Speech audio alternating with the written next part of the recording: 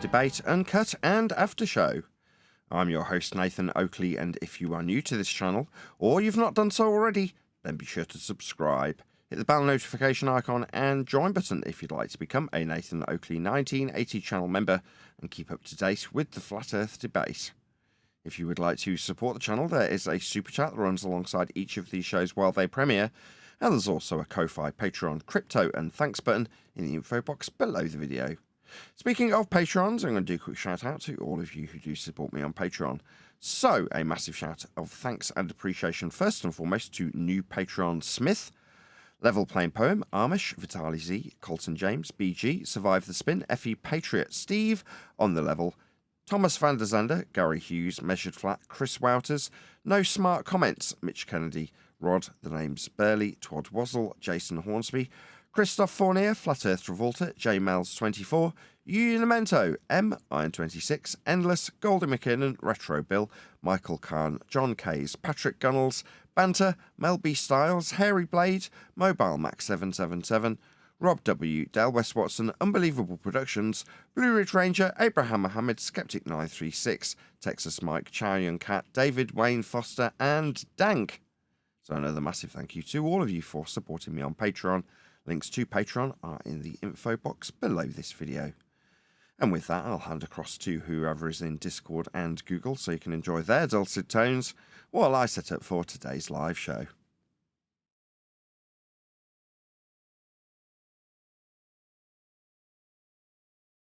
Not just the camera moving. Like shadows shouldn't diverge that much on their model. They should be 93 million miles away. So what I'm trying to say is, right, it's either it's a studio, which okay, I'm taking your word now that you're telling the truth that it's not. Yeah. Or it's a reflection from where the sun actually is on the local dome, right? And the dome's much lower in the south, and that's why you're getting divergence and all those effects because the sun's just actually so much closer. Is that where you're getting at? So I'm open to ideas. I don't like. This is the thing, bro. I don't believe in models. And if you look through my track record, you're never going to see me claiming a model. You're not going to see me claiming that flat Earth model. I was highly skeptical of the flat Earth model the whole time because it was handed to us, bro. So I don't know. I'm interested. I'm always interested in like figuring out an answer. I've already seen someone do a physical demonstration, kind of giving a proof of concept of how you can have that exact thing with a dome. So And that's cool and all. That's cool.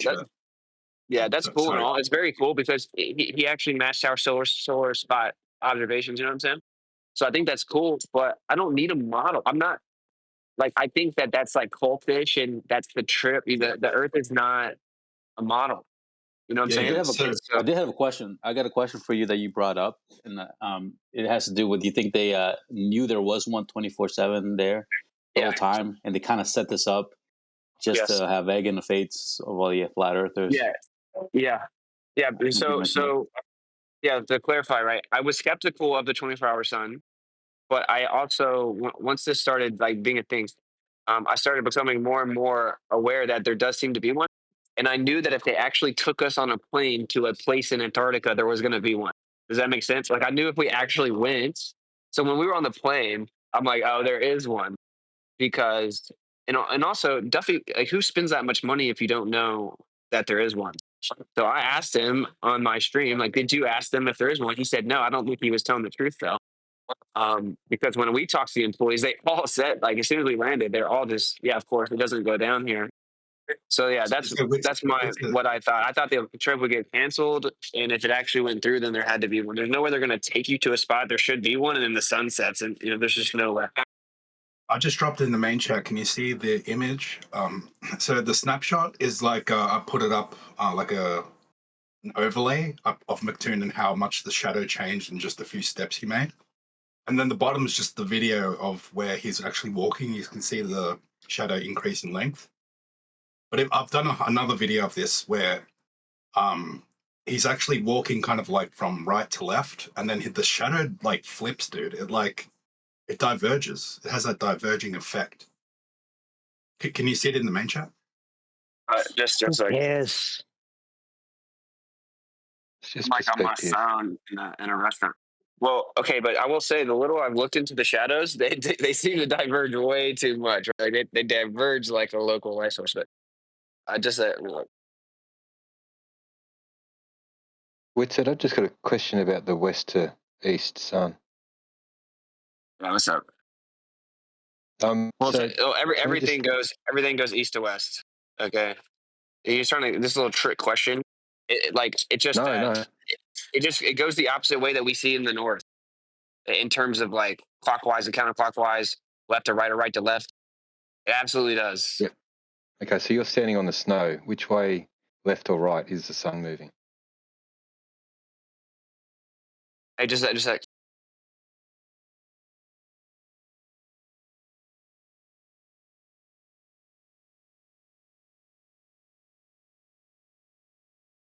Is this a video?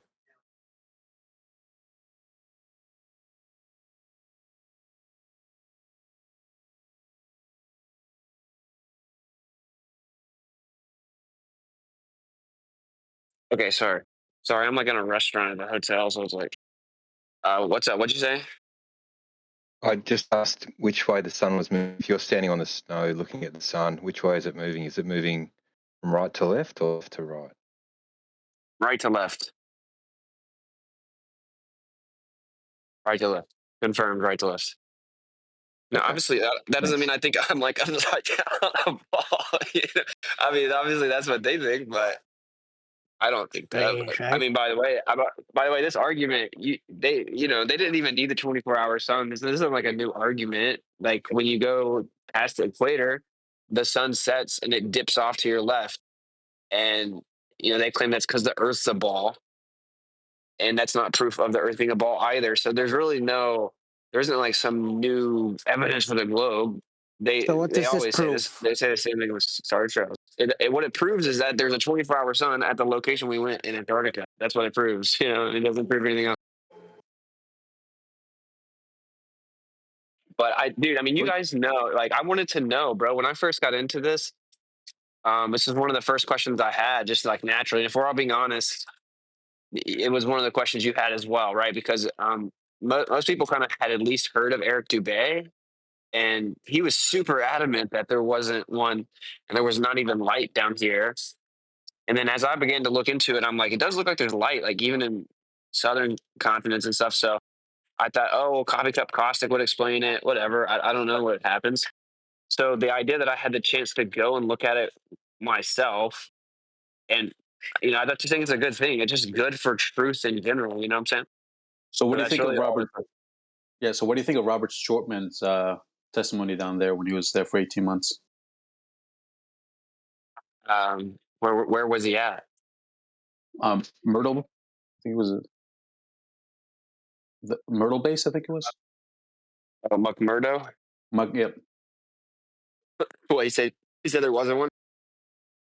He said he saw. Sorry, I'm like sick, Yeah. dude. It's like, Yeah, he said he saw there was 24, there was daylight, and the daylight increased, and there was one day we had 24-hour daylight, but he said that it did set.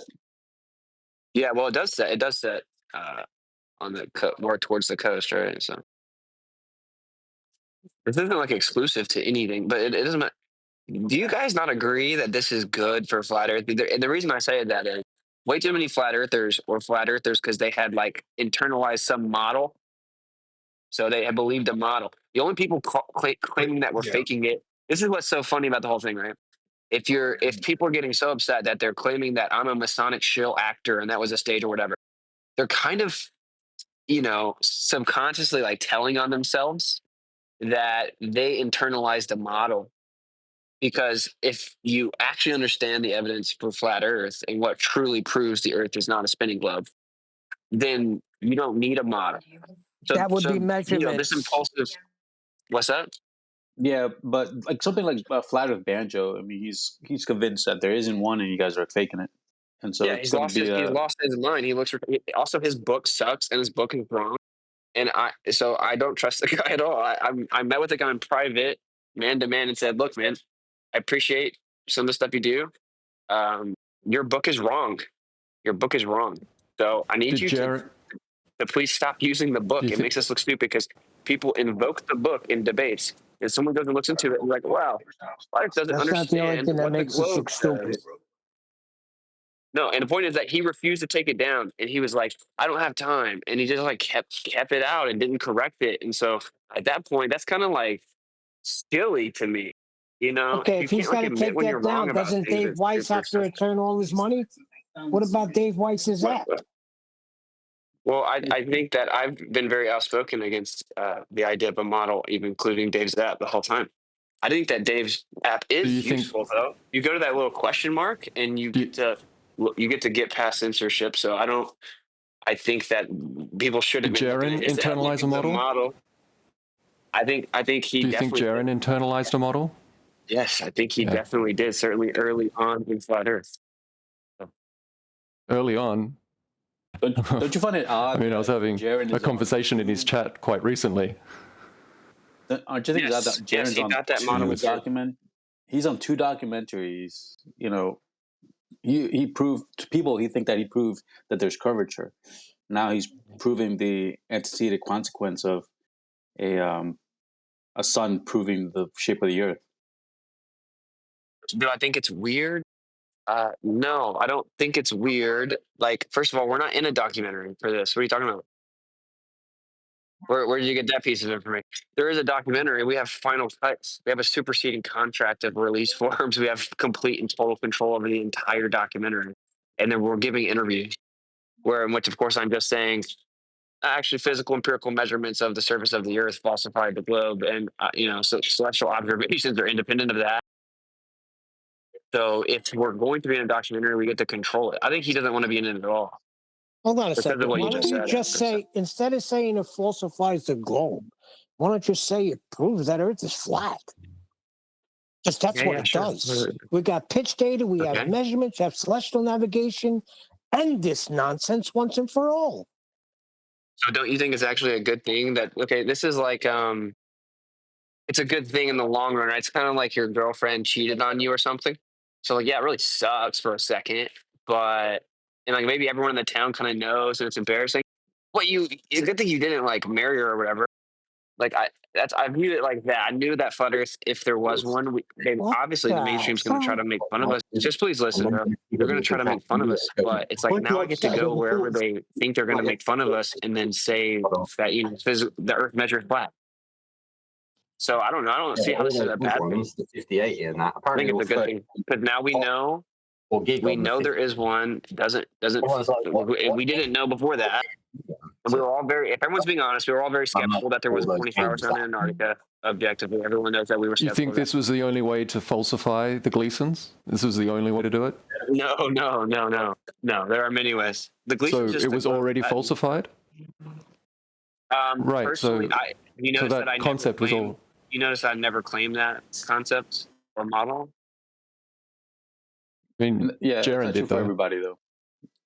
Okay, but Jaren's his own. Jaren's his own man, bro. Like I guess I'm just not like you guys. I don't try to dictate other people. So, but yes, I didn't. You're talking to me. I didn't, and like you could even say, like, first of all, this technically doesn't have to even debunk it either. But there are. I do think about this. The only way we got a world map was the royal family, and then the world governments. And then conveniently, they give you this globe model. If people start finding out it's not true, they conveniently have your replacement ready for you. How is that not obviously a deception? Just a clarification: isn't Witsit? I'm sorry, isn't Jaren your business partner? Well, we held summits together, yeah. Okay, it was mentioned on the clips. That's what he's talking about. We held a summit together. We have a virtual summit. Anyway, I will say I didn't mean to jump in here, but I'm fine being here because I am trying to ask everyone, kind of like what they feel. I think I know what real flat earthers want me to do already, which is just to talk about the actual. What do you proof consider of a real flat Earth. earther? What's it? What's a real flat Which is earther? my plan the whole time. Chill. Yeah. Yeah, so you guys think this is a good thing because we're going to go viral, obviously, and that's not a bad thing, bro. Like it's like we need to progress the conversation. You can say like this: they were putting on us for 10 years these fallacies, and then you count on them, and then you can count with it more, a lot of them, and then you say, and all of these years we were saying this, and then you say what we were saying, not these fallacies, and then they will maybe understand. Right. So this is an opportunity that would not exist otherwise, right? To put it very succinctly. Like when else would I be on these big shows? I've been trying to get on these big shows for a long time. Dude, they won't bring you on the big shows. Now they all can bring us on or bring me on. Hopefully it's me, obviously. Every time you went on a big show, my sub counts went up, bro. So, and thank you for going, dude. You know, we know the truth now. What you know, whether some people like it or not. I appreciate you going through all that shit to get us the truth. But yeah, every time you go on these big shows, when you went on the Rush, or what's his name, the fat dude. What's that show you went on with? It's like borderline mainstream, but not Alex quite. Jones? Behind the curve? Yeah, Alex Jones. Yeah, when you went on that, man, my sub count shot up on TikTok and on YouTube, and then went up even behind the curve. But when Jaron went on that, my sub count. So it's attracting people to the subject. So I got to admit that. Check this. The reason, and I know some of these people in real life, and there are some of these people that are really big that they're just good people, bro. Like I know them. You know, a lot of flat earthers are really too conspiratorial sometimes, but I understand why they are. It's all good. Anyway, the reason they don't have flat earth on there, I don't respect this, but I understand it. Is that they're basically jeopardizing everything they've built for years, right? And this kind of solved that problem because the narrative is that the flat earthers went down and saw the 24-hour sun, which doesn't work on the flat earth model, quote unquote, right? And so they have a perfectly valid excuse to have me on now without like jeopardizing their channel, right? As opposed to just let's talk and see if the Earth's flat. It's like they couldn't do that. So this is like a glitch. It's kind of a glitch in the system. And this doesn't just extend to me. This should now extend to like all flat earthers. You should be able to try to get on big shows because now they have an excuse to have you on. Yeah, I use them. And by the way, they spent like $500,000 to do it. They spent like $500,000 to give us that loophole, which is why I went. And flat earthers can try to burn me at the stake if they want to, but I'm doing this for you, and I don't really care if you don't understand it. So Witsit, I think just quick. I think the Babylon B podcast is going to want you on there. Let's give them a hero's welcome. Just dude, my DMs are full of people that want me on. Yes. So Witsit, from what you gather now with the shadows thing and all that, divergence and all that. So you're saying, right, the best outcome the globe has now is that the sun is local, right, and that cannot work on a globe anyway, right? It does appear that way, right? Like I haven't sifted through all the data, bro. I've been like literally sick. I thought I was going to get pneumonia there, and I just woke up this morning and I still feel sick, and I have to go home. I know you guys will not care about all this, but I have to go home. And I have a little baby, dude. I have 2 little babies. I have a 2-year-old and a 6-month-old, and I don't want to be sick around them. And I have to. So I'm just trying to like rest and not be sick. I haven't looked through all the data because there's like an overwhelming amount of it, and that's why I keep telling everyone, guys, that even if you're skeptical, like, just kind of be patient because you're gonna feel retarded. Okay, we documented every single second of it, and so. But to answer your question precisely, I did look at a couple of the videos someone posted, and yeah, it looks like only a local light source can cause that much divergence. And the globe model needs everything to be super far away. And the reason for that is, of course, we know why, right? But it's like, because perspective can't be directly affecting why things drop and stuff. They have to claim that it's the physical ground curving. So everything has to be super far away. And then, of course, you have the Aristophanes issue with the sun. They have to assume a super distant sun. So that's why I think this is awesome. When we sift through the data, we're probably just going to find globe debunks. So if you go on these shows, did you have another girl? How do you address the 24-hour? Did you have another girl? If you go on these shows, how do you address the 24-hour sun? Yes, Congrats, man. Thank you, bro. What's up, bro? Sorry. What up, guys? Go ahead. Yeah, if you go on these shows, how do you address the 24-hour sun question without coming off as just hand wave dismissing it? Yeah. I'm just going to say that flat earthers were rightfully skeptical of the claim there was a 24-hour sun because there had been a bunch of fakery and there was a huge lack of evidence And so we didn't just believe it, but it's independent of falsification of the globe. Like it's doesn't matter. So now I will say this: I'm trying to think about all this. Actually, that's kind of why I'm popping in rooms like this to get feedback, because I do have an answer. I have like a model answer. Does that make sense? Like I can explain the phenomena on a flat Earth. I knew that before I went, by the way, obviously, but I just didn't know if it was a phenomena that actually happened. But the point is, I don't know if I should. I think I might have to do that. Cool. I don't know. What's the What do you guys? What do you guys think? Wait, Excellent. let me So just ask the question. Let me ask the question. They're gonna obviously want to just talk about that. I'm gonna try. I'm always gonna just move the conversation over. But like you said, you can't just look like you're just hand wave dismissing it. It's pretty bad. Look, I have an answer as to how it can happen on a flat Earth. So should I just say, well, like, look, like the Earth isn't a model, and that model was given to us. Although I can give you speculative explanations as to how it happens, such as da da da. Da. But that's the Earth measures flat. Like I'm trying to get your feedback before it happened. Because Well, Why? definitely don't call that a model or appealing to a model. Why? Do you want our feedback? You're going to go out there and get ridiculed and mocked. I mean, I've already decried you as being a representative of myself. So you want our feedback? Oh, you did terribly. This will look awful when you go out. If you go out, they'll be mocking you severely. But you can go up the road, do your positive spin train, tell everybody that this is a good thing. It isn't. It doesn't affect us here in the slightest. It affects you greatly. You look absolutely terrible. But I'd already made my conclusions about you. I'd already made my conclusions about this experiment about 12 months ago when it first was described. We broke down the fallacies for it, pointed out on both sides the fallacies that were being used, how inconsequential it was to us, and then went about our day telling people how Earth's measured flat. That's what we did. In between, we told you don't represent. That's what I did too, dude. In between, That's cool, man. In between, we told you don't represent us, because what you'll do to explain this. I'm still talking. I listened for a prolonged period. You can just chill, just simmer down, Witsit. It's all over, son. For you. But you're just talking shit. I don't have to be in here. You're irrelevant to me. So if you want to talk shit to me, that's well. Okay, I will. And you just sit here and be irrelevant again. We let you talk unimpeded. You're super toxic. You put your positive. I'll simmer down. You put your positive spin on how well this went. I'll chill down. You carry on. Well, Oakley, if you're pissed that I went down there and saw that, then you're not a truther. I'm not at all pissed. That simple. No, I'm not. Like, Oakley, why you have to be so toxic? Like, you understand that I'm coming here asking you guys what you want me to say. You can say you don't care. Well, that makes you a retard, because you should care, because regardless, I'm going to be there and ask the questions. So I'm asking you to give me your feedback, and I will try to integrate it into what I say if I think that it is the right thing to say. This is me being humble, not a douchebag like yourself. You should try it. You should try being honest and having some empathy and not constantly being a douchebag to everyone.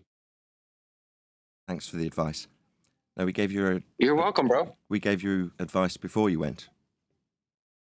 What was the advice that I shouldn't have gone? No. No. As I say, good. I'm pleased you've gone. Enjoy the ridicule you will now receive when you go on these big channels you've got lined up. You'll be there to be ridiculed. And when you offer your answer, which you've given us thus far as making up a load of new shite, I'll enjoy them ridiculing you for it. Because what you've just told us is you'll make up a load of shite with a new model that can explain it. Okay, well, I look forward to hearing it. Well, that's actually not what I said. What I asked was what you guys think. Should I even address the phenomena as to how it's possible? Sorry, you did. No, that's not what happened. That's why you're censoring me, because I'm about to point out that you just lied. So I did not say, I specifically said, I'm trying to decide exactly how to go about it, and I would appreciate feedback from everyone, because I can explain it, but the only way I can explain it is to step into the little Earth's a model game. And I intend on my first response to be, Earth's not a model. And people believed in the globe. People believed in the globe model. Yeah. And then they tested it, and they saw, okay, the Earth measures flat, the globe's not true. And then they moved right into a new model, which was given to us as a deception. And so I don't understand how this, like, why would you, I guess I'm kind of confused. Like, I don't know why we wouldn't work together and, I find it lame, and you make it hard. You make it hard to like. Bless. You want us to work together? Nah, get lost. You don't represent us. We've already told you that. When we've tried to help you in advance of you doing this disastrous event, you've scorned me and called me a grifter, end quote you. So get lost. Enjoy the absolute deserving ridicule that you'll now receive on that circuit that you'll give us the receipts for. I'll count them off as they mock you and ridicule you as you babble shit trying to explain this. This, for us, is absolutely and utterly inconsequential. I've got more popular as a result. Hasn't been of any detriment, exactly, quite dude. the We'll reverse. Get more subs, man. We will get more subs. Right, I got a phone call. Big shows, man. Bye. Enjoy the mocking, ridicule spin train that you're on.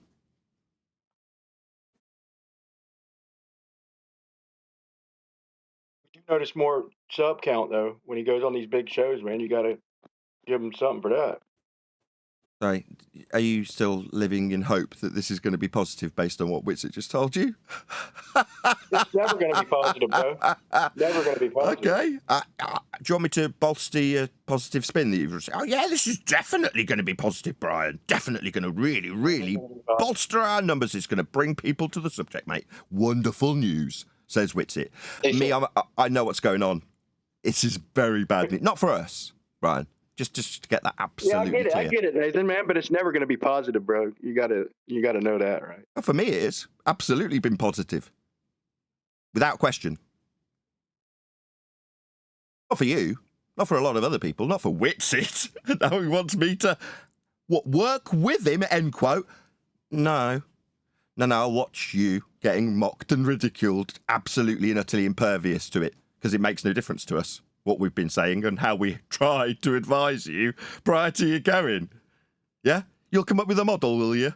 Oh, good for you. I'll laugh and mock you as you do. Like we mocked the yesterday response guy that we did on Patricia's show when he came up with a model to try and explain it.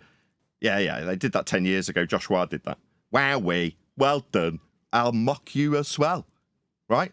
While you call me a grifter. Everybody now thinks he's a mason and a cheat and a scammer and a fraud and he's involved with a CGI hoax. Yeah, deal with that.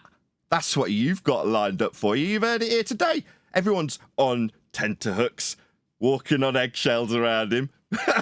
Me, I couldn't give a crap. Hey, Nathan, what do you think? What do you think? Do you think he really went? I couldn't give a crap. It makes no difference. I've just tried to explain that to you. If you say, at the end of this process, let's say it was 2 weeks ago and you asked me, I'm answering you. Brian, I'm answering you. Brian, I'm answering you. Did you want to answer for me? What's going on? You asked me 2 weeks ago what I thought, and you said, actually, I know in advance I've already been, and there is not a 24-hour sun. I go, oh, really? That's very interesting. Doesn't prove anything. It's not going to prove your Earth's flat. It's not going to prove your model or your map. It's not a model. It's a globe projection. But it's not going to prove that globe projection azimuth or equidistant in this instance. On the other hand, if you came back and went, I've been already, I know there will be a 24-hour sun. I go, oh, really? That's really interesting. It doesn't prove you're on a globe. You know, you have to assume antipodal positioning and affirm the consequent for that observation to prove you're on a globe, and it doesn't. It's a fallacy. So it makes no difference what you come back and tell me, like John Le Bon found out when he asked me the same question. It doesn't make any difference to us, because we understand the fallacious reasoning used by both sides. That's why it makes no difference to us. Couldn't give a toss. Doesn't make any difference. Earth's still measured flat. Why do you think Toon's screaming my name into the snow? Because I reminded him of the flat Earth measurements he made. And then he absolutely lost his shit, didn't he? When Toon, he did lose his shit, dude. That was hilarious. Yeah, whose name was he screaming? Was he screaming Witsit's name? Was he screaming Witsit's name because he was so annoyed at how well this will do for Witsit? No, he won't, was he? No, he was right next to him when it was happening. Yeah. He was annoyed with me. I'm just explaining what's going on, Brian. Brian, just simmer down, mate. I know this is devastating for a certain number of flat earthers. That's not me. They can sit here and listen to why that's the case, or he can jabber through me. That's what he could do, like Witsit did last time when I tried to work with him. Yeah, the arrogant little prick just went off and made everyone look bad, didn't he? And now he's being called a Freemason. What do you know? But this could be perceived as good, Brian, if you yammer through me, the one who knows better than this dick who made everybody look bad, except for us. We've come out smelling like roses. Now everyone's asking if we can help, including Witsit. No, Witsit can go. No, that's a lie. That's a lie. Could we work together? Should we work together? Yeah. I find your fuck vitriolic behavior. Now you're a dick. Get on your pretty spin toxic, train, dickhead. Now we won't be working together, dickhead. We'll be pointing out how wrong you are, just like we always have. Pointing out where you lie, like with the distance of light, travelling or not travelling, depending on who you're talking to at the time. Yeah, that's what we'll be doing. Pointing out just how bloody lying and sinful you are. That's what we'll do, as you're accused to be a Freemason, cheating and lying with CGI. That's inconsequential to us either way. I mean, it makes no bloody difference. None of this does. But Witsit wants us to work You're together, just not going to stop? Witsit? Like, is this live or something? He's like muting me or something. So look, Oakley, I don't look at this as just you, right? There are other people in here that I think are actually honest and good-hearted. And maybe you can work with them. yeah. So, well, no, I'm not trying. I'm just, yeah, that's right. Because I'm not a narcissist. Like You'll have an yourself. uphill struggle to spin this shite, Witsit. Everyone thinks you've done badly, mate. You can put positive spin on it all you like. But you think, Make no you think mistake. Flat Earth getting tons of publicity is bad? Yeah, when it's telling you that you're wrong and it isn't, definitely. And if your name's attached When to did it and they're calling you a Freemason on... Oh, my bad, I was just answering. Why are you so toxic? No, you're very long-winded and redundant. That's what someone everything who's you were about to very say, you've toxic already would said say. 3 times. Yeah, toxic people would tell someone that after they've interrupted them. But you go ahead, my bad. Well, you're just everything you're about to say. You've already said. I sat here very patiently and let you just talk why are shit you about asking me again for like then? Why are you coming 4 minutes scrolling straight. back then? We've already told you all this, right? You already know. We've already tried to work with you. Can you calm down, then? So I'm not in the slightest bit unnerved by this, Mister. I can't stop talking and he's calling me toxic as I've got the most demure of tone I could possibly take. He's still jabbering through me. In a minute, he'll start calling me a grifter or something, claiming I'm toxic because he rumpusses me. Yeah, I'm pretty calm. Nothing wrong with me, mate. You're interrupting me. So my bad. Sorry for interrupting you in the middle of my sentence. Sorry about that. There you go. Okay. What do you think about the fact that you actually made way more damning statements about this than I did? I never even claimed a model. I never claimed anything to do with the flat Earth model. Can you find me claiming a flat Earth model somewhere? I mean, I've been talking online for like 7 years. You should be able to find it pretty easily. I told you. Are you going to shut up, or are you just going to carry on being toxic after you've asked me something? I'll give you an answer. See how long it takes for him to interrupt me because he's toxic and triggered. Now, this is inconsequential to us. I tried to explain this to you and the rest of the flat Earth community ages ago. I've been doing it for a year. It doesn't make any difference. All you've got is the spin train while you tell people it's really good that you're being called an idiot for disproving your own model. Now, while you can try and distance yourself from that which is being reported about you, makes no difference what you say after the fact. History's been documented. You look awful. We tried to reach out. We tried to help. We tried to point you in the direction of decent arguments, but we weren't successful, Witsit. Now you're going to have to deal with that. Okay, you said nothing because you have nothing to say. You have a script. So, again, we can disagree if this is good or bad. I think it's good because, for one, a lot of flat earthers improperly. Why are you interrupting me? A lot of flat earthers improperly internalized a model. Internalized a model. You weren't here when I jumped in, buddy. You came here, and that's because you guys need clout, and no one gives a fuck what you say ever because you're literally super toxic. Please don't swear. The show starts in a couple minutes. Please don't swear. Okay, cool. Just then calm there's down no reason for him to be so all just toxic. Take a little right bit now, of a chill there? pill. Let's just relax for a second. Do you guys notice that the conversation changed once he started talking? Chill. All of a sudden, you guys hate me too, huh? As soon as Oakley's here, now I'm a bad guy. It's obviously too triggered to Daddy relax. Oakley's here. Now you have to act like I'm a bad guy and that I'm stupid. Because Daddy Oakley's here. Daddy Oakley told you that Witsit sucks. No. So the truth is, Oakley, can we say something without Daddy? There is Son something have to say. Can Son something to say? Witsit? Can Austin say something before we Once Witsit's calmed down, we'll see if I can take charge. Of the Nathan Oakley. I'm the son of the Nathan Oakley. Can I say something? I just need to take charge for a second, Witsit, then yes. So please, Witsit, don't swear. I know you're toxic and triggered and on your spin train, but try not to swear. Go ahead, Sasha. Okay, I was listening what my daddy is saying last 9 years, and he was that flat earther who was on his argument, on his point, and that's why I'm 9 years here, because my daddy is saying that, and because I understood what my daddy is saying about elevation, sea level. He never changed the things to go to some kind of pseudoscience things or assuming things or any kind of fallacy in these 9 years. Welcome back to our heroes. Hello. Good morning. Good morning. Bonjour. Good morning. Good to have you Nathan, on. give me Quick shout out. Nathan, give me only one sentence and I will finish. Just let me just do a quick shout out to J-Bone. Okay. Explain how the sun works in Antarctica in FE. Why? Did they make a claim about it? Who cares? I mean, we've got Witsit here in our Discord server currently, and he's been in Antarctica and observed this sun going around and around in circles. But it matters not to us here at Flat Earth Debate. At all. It's inconsequential. In order to make a claim, now that you've made this observation, you must affirm the consequent. Let me explain. If P, then Q. Q, therefore P. Affirming the consequent. It's a formal logical fallacy. If I assume Earth is a sphere and Antarctica is antipodal from the north, then I will observe a 24-hour sun in Antarctica. I do observe a 24-hour sun in Antarctica, therefore Earth is a sphere with me assuming antipodal positioning? No, that's a fallacy. So it doesn't prove you're a globe. I make no claims in regards to what this observation would or would not prove, fascinating though it may be. Others may have done. Others may have ascribed so much importance to this that they subsequently decry their azimuthal, equidistant, North Pole-centric globe projection that they've been calling a flat Earth model as a result of their loss when they could have but failed to affirm the consequent also. That would be if Earth is a flat globe projection called the AE map, then we won't see a 24-hour sun. We don't see a 24-hour sun, therefore the Earth's the flat globe projection called the AE map. Also, the same exact fallacy. Precisely, surprisingly, what we've been pointing out for about the last year since this came up, utterly inconsequential to us here at Flat Earth Debate. What we point out is that Earth is measured flat.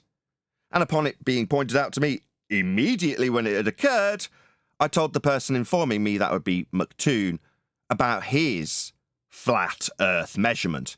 And you know what he did when I did that? After getting his attention, given the amount of rumpusing that he decided he would do to try and not listen to what I responded to him with, was yell my name into the snow after putting the phone down on me. That's what the power of Earth being measured flat did to somebody who made this observation. Hope that answers your super chat. Let's do a bit of housekeeping. I was there. So you said snow. You say snow, so you do believe they were down there in Antarctica snow, right? Doesn't make any difference to me. I'll answer you, if you'll allow me. If you told me tomorrow that Witsit is in fact a lying, degenerate shill and had planned it all for years and had gone down to a soundstage to pretend that something happened that didn't, I'd go, that's fascinating, really interesting. Doesn't actually prove or disprove anything. Or if you told me, no, it's absolutely without question all 100% legit, I'd go, wow, that's really interesting. Doesn't prove anything. And then I'd do what I did literally 30 seconds ago, Brian, and break down the affirming the consequent fallacy that's stacked up in false dichotomy for both sides of the argument. I can do it so concisely within a couple of minutes because I've been doing it for a year. Fair enough. Okay. Can I say something real fast? Because I'm not. Yeah, go ahead. Sorry. Okay. Look. So what Oakley just said is correct. To even claim that it's proof of a globe requires the assumption of the globe. You have to affirm the consequent. If people had to claim that its setting proves the flat Earth, you have to affirm the consequent.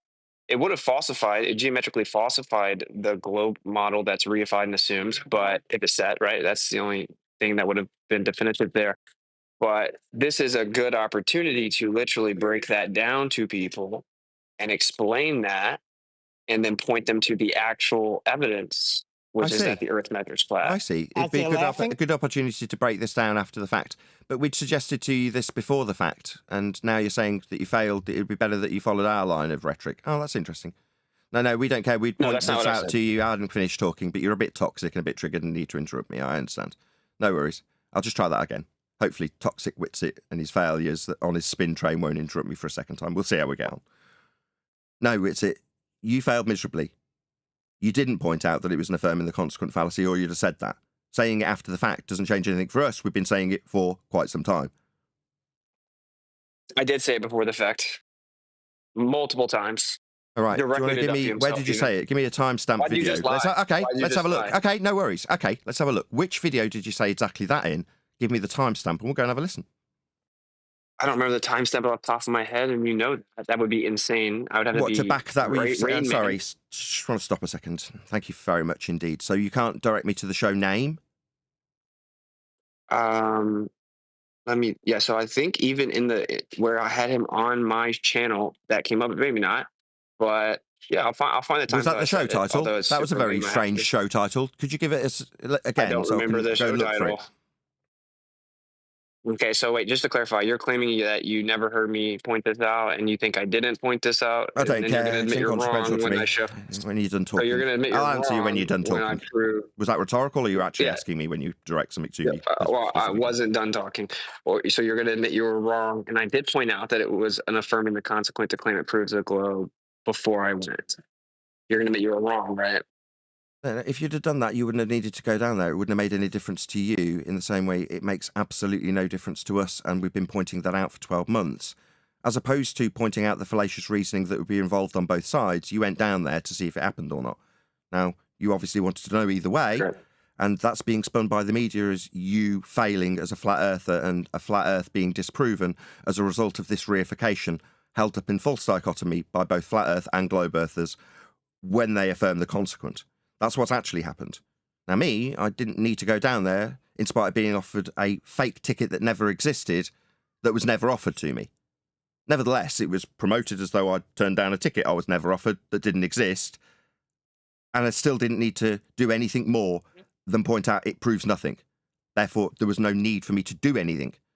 You did, therefore, by inference, the media spin about flat Earth's failure. Is this someone talking to me? Who is that? Sorry. My bad. Who is that? Sorry. I thought you was done. I thought you was done because you had 3 shows about the sun down in Antarctica. So why are you dogging Austin for going to find out the truth, dude? Why you protected him? I'm not dogging him. I couldn't care less, Brian. Did you not pick up on that? My rhetoric won't change. That's good. Oakley, can I say something to you, please? Okay, listen, dude.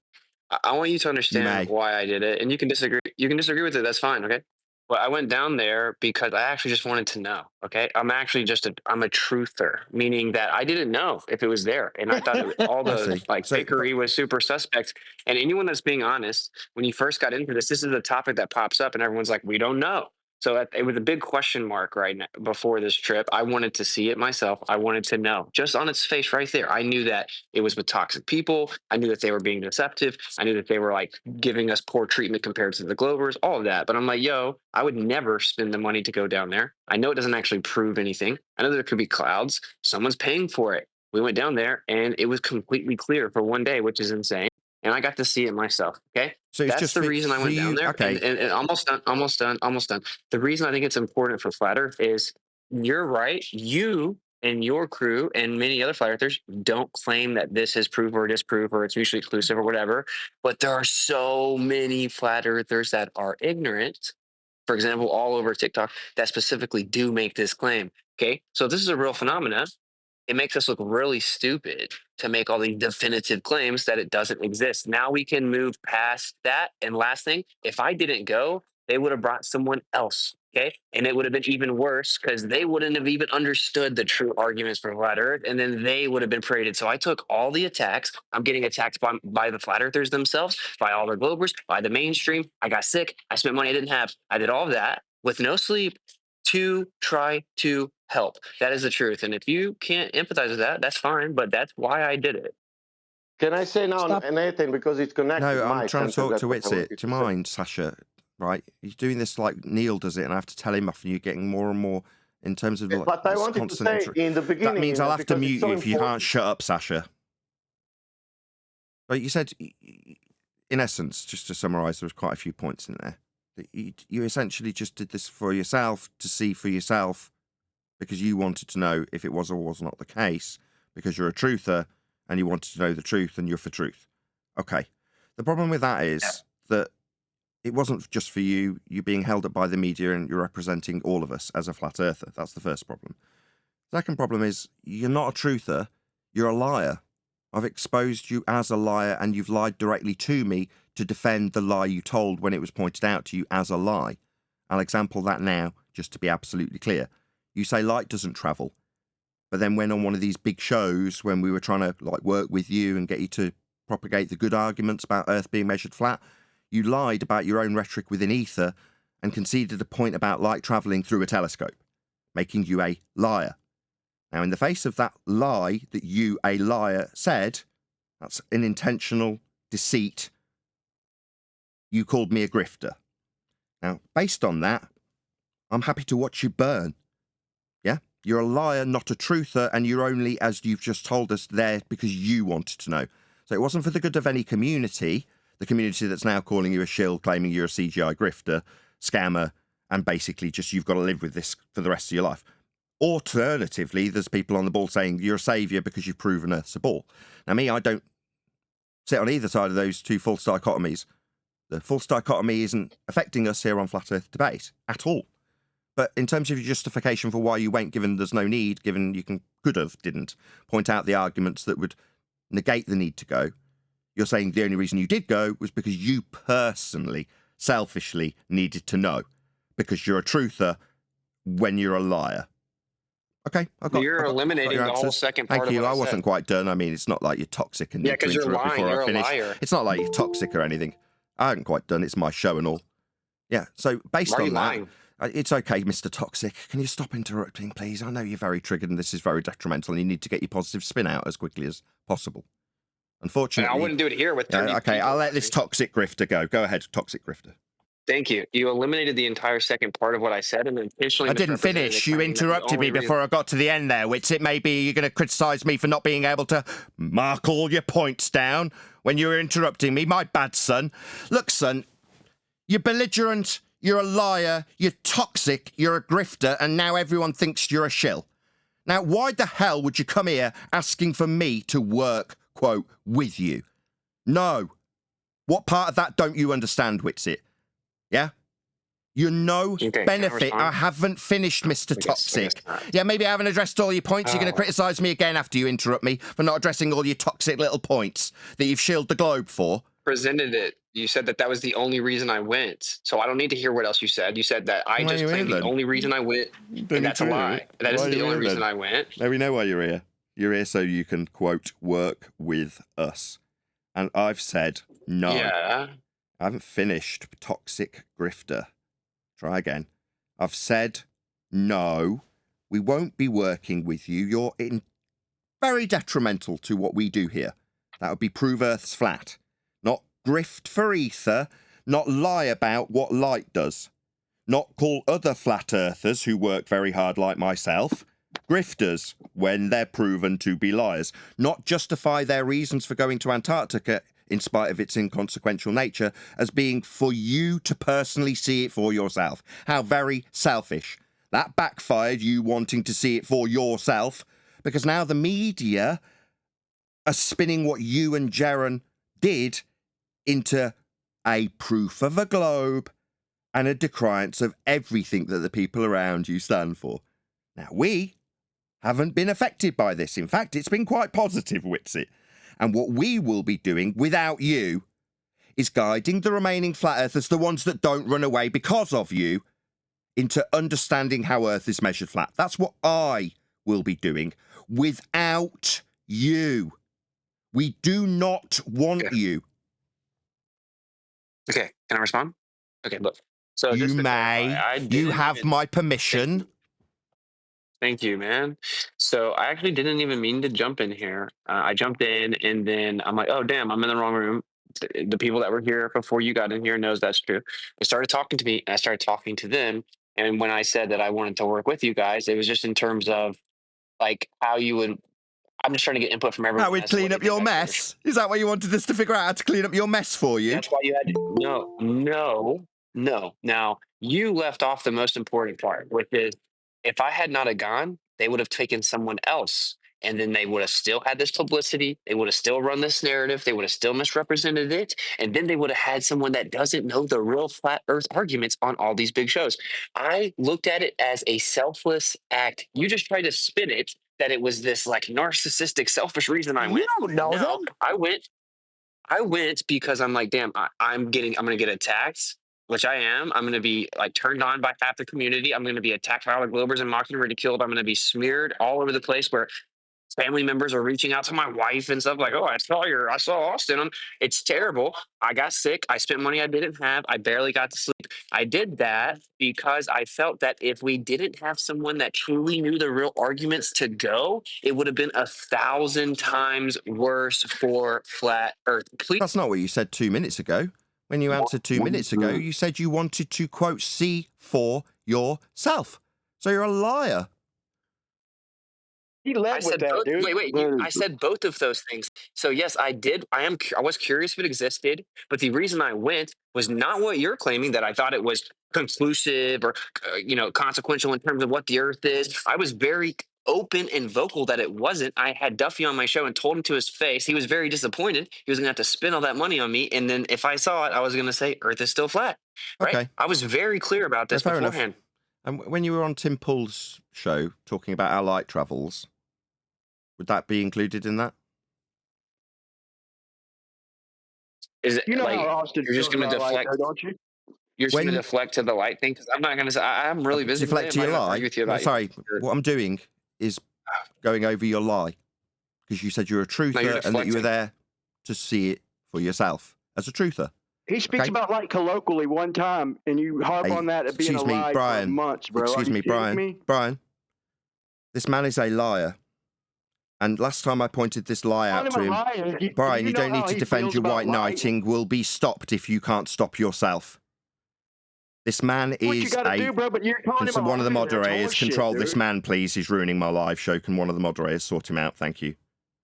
Oh, he's managed to take control of himself, it would seem.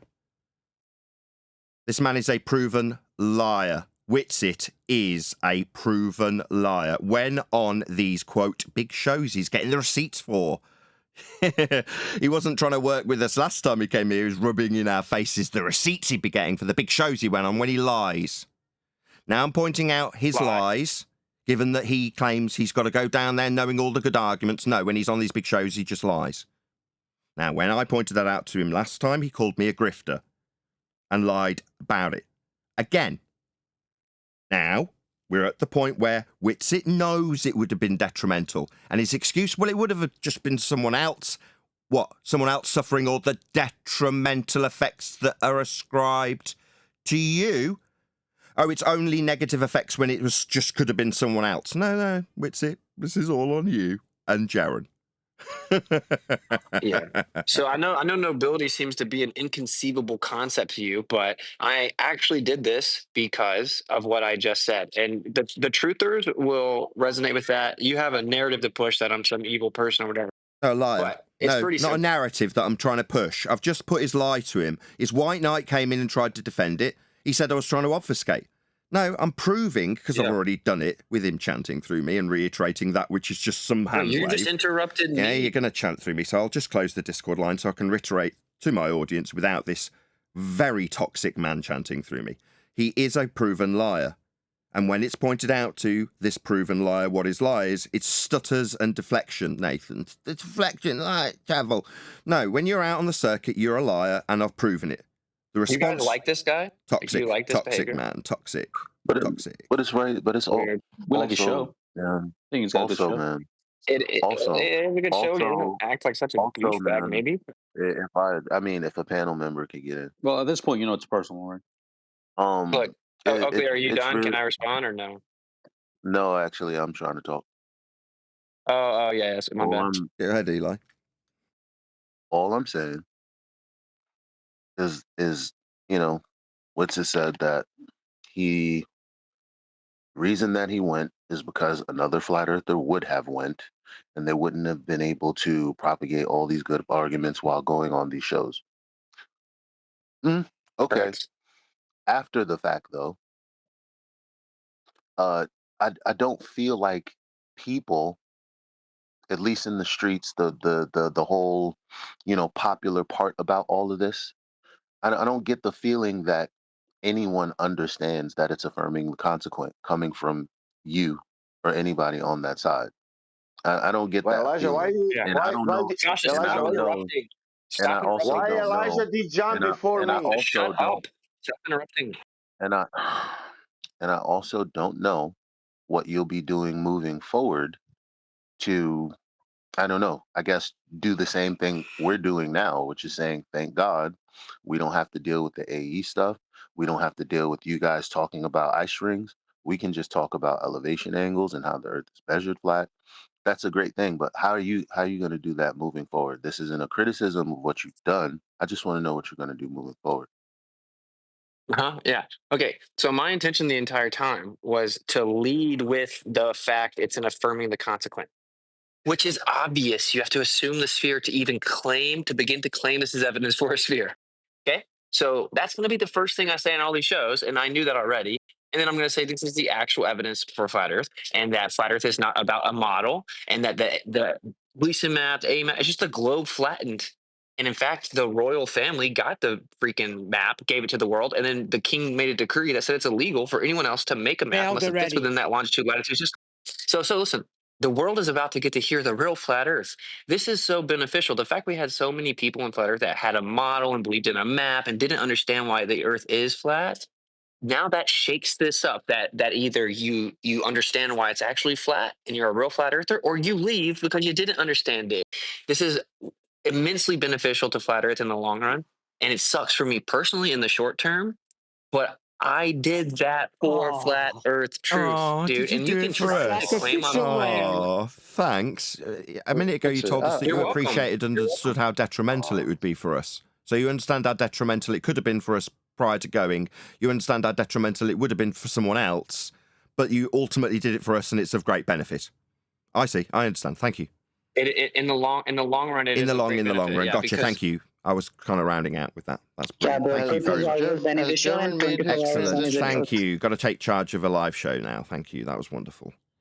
Anyway, Professor Brian Cox has stepped in on the subject, and the Mail here in the UK have summarised what Brian Cox has got to say on the matter. Now, typically when it's an article, I would have to read and respond to the article, so I don't have to do that.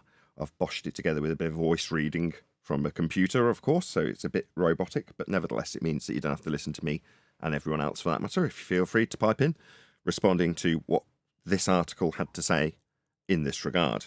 So Cox has apparently proven Earth is not flat and that our planet is round, obviously on topic for us.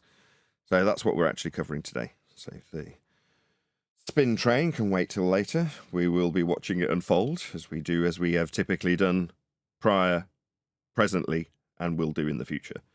Anyway, so there's no video linked for me to go and get you to respond to this. I'll just give us a second, whoever that was in G+. There's no video link for me to give you because this is just a members only video at the moment. So there isn't anything for me to send you with a call to action to go and respond to and leave a comment on because it's a Daily Mail article. I can dig out the article itself if you did want to go and read it, I suppose, in full, although I think I have actually covered the full article. Oh, it won't let me post it. It's too long. Okay, well, I can't post it. I don't know what I'll do about that, but there is a Daily Mail article out there. I can't share it with you. But you'll get the general gist of it. And I'm sure if you typed in Cox and Mail, you'd get there pretty quickly through a Google search in either event. So, yeah, that's it. I haven't actually checked the sound on my own video, so I'll do that first. Hopefully it all sounds good. December 2024, updated. 11:15, the 19th of December 2024, email 130, view comments. It's one of the most rampant conspiracy theories around the world, but it's not a conspiracy or a theory. The Earth being flat is a measurement of Earth and its flatness in terms of how flat it is. Go and have a look at the measurements, go and fly, sail, map, chart, or build on Earth, and you'll know exactly how flat it is and how well we can prove that with measurements. Who is that from? I don't know why that threw me off. That is that AI in y'all's accent? Go ahead. Yes, thank you for that interruption, Eli. Very worthy interruption. I can't lie, I was thinking the same thing. But there's bad news for flat earthers, as a world-renowned physicist has given his damning verdict on the theory. It's not a theory. Theory comes after experiment. Experiment comes after hypothesis. Hypothesis comes after observing a natural phenomena. For example, observing the sun up for 24 hours. That could be described as a naturally occurring phenomena, for which you would formulate hypothesis, actualize it with an experiment. I wonder why that word's familiar. Nevertheless. And then, and only then, can you form theory. This is not that. Professor Brian Cox, Professor of Particle Physics at the University of Manchester, You'd think he'd know what a friggin' theory was then, wouldn't you? bluntly claims that if he met a flat earther, he would hit them over the head with new. So, Professor Brian Cox, globe priest, would express violence, metaphorically or otherwise, towards the flat earther immediately in terms of responses of what he'd do if he met me. Oh, really, Cox? Oh, really? My understanding about Brian Cox is when he was on the tour with D-Ream, the rest of the band and the techies gaffer taped him to the lighting rig and then raised it up to the roof because they thought he was such an irritating twat. Remember that, Cox? In case you get to listen to this. I'm not sharing it on, you haven't got a YouTube channel. You're an irritating twat. Share your pain. Just stating off facts. Yeah, Cox got gaffer taped to the lighting rig back when he was in D-Ream because everybody found him very irritating. Just saying. Newton's Principia, this book by Sir Isaac Newton. Principia. Also known as Philosophia Naturalis Principia Principia. Mathematica, lays out the principles of time, force, and motion that Fascinating stuff, yeah, we cover it frequently. So what? Have guided the development of modern physical science. Oh, really? Hopefully we'll get lots of examples. Newton's work, first published in 1687, laid the foundation for the understanding of a spherical Earth as part of his broader contributions to physics and mathematics. Did it? So, as in, it proved it, did it? Or laid the foundation for something to be created later, did it? That's a bit ambiguous. Maybe you could explain. However, However? No, that would be a baseless assertion then. In case you hadn't figured out, I haven't actually read this article. I did pay a slight bit of attention as I was recording it to this video. Flat earthers aren't willing to read the full 466-page Principia, Professor... Stereotyping fallacy? Elephant hurling fallacy, then. So you're saying because you have read it and all of its worldly wealth of information in regards to how globy the world is, and flat earthers haven't? And that's a stereotyping fallacy, ad hominem fallacy. What is it also? Appeal to authority? No, it'd be... What would it be? In terms of his appeal to the Principia, if he doesn't actually cite anything for it. What is proving it from the Principia? Sir Cox has a simpler explanation. Speaking... What about the Principia? You just brought up the Principia. What's in it that proves it? To Lard Bubble, he said, because of the implication, can you imagine if every time you get on a plane and fly somewhere... Every time you get on a plane and fly somewhere, you're flying with respect to a horizontal plane of reference. We recently acquired NTSB pitch data that proved Earth is measured flat. We're not talking about some 2-bit measurement that we took. We've also done that showed the exact same thing. But in terms of how Earth's measured with respect to a plane, for aeroplanes, and flight. So flights prove we're on a flat Earth, Cox. Were you not aware? Had you not looked at the measurements that planes make when they're flying? Specifically pitch data. Oh, we prove Earth's measured flat with planes. What are you talking about? Then the person who's in charge of the plane is part of a vast conspiracy that's trying to deceive you. Just... No. I mean, you can easily find planes, pilots suggesting that Earth is flat. Now, it can be spun by globers as they're just joking. It can be spun as flat earthers as proof. In reality, it proves nothing. We've got measurements, though, from the plane, pitch data. Earth is measured flat. Just imagine that. Indefinite time, elapsed time, 0 seconds, photo image of Lard Bubble stories, do aliens exist, YouTube, Loch Ness Monster, 2.7K. I kind of wish I hadn't fast-forwarded that when I was recording it. I wasn't paying, like I say, I wasn't really reading it. I was just making sure the recording came out okay. But now listening back, some of the stuff that I was skipping through because I could see that it was on the tabs, and the voice reader was reading the tabs, the kind of crap they mingle this in with. Loch Ness Monster? Aliens?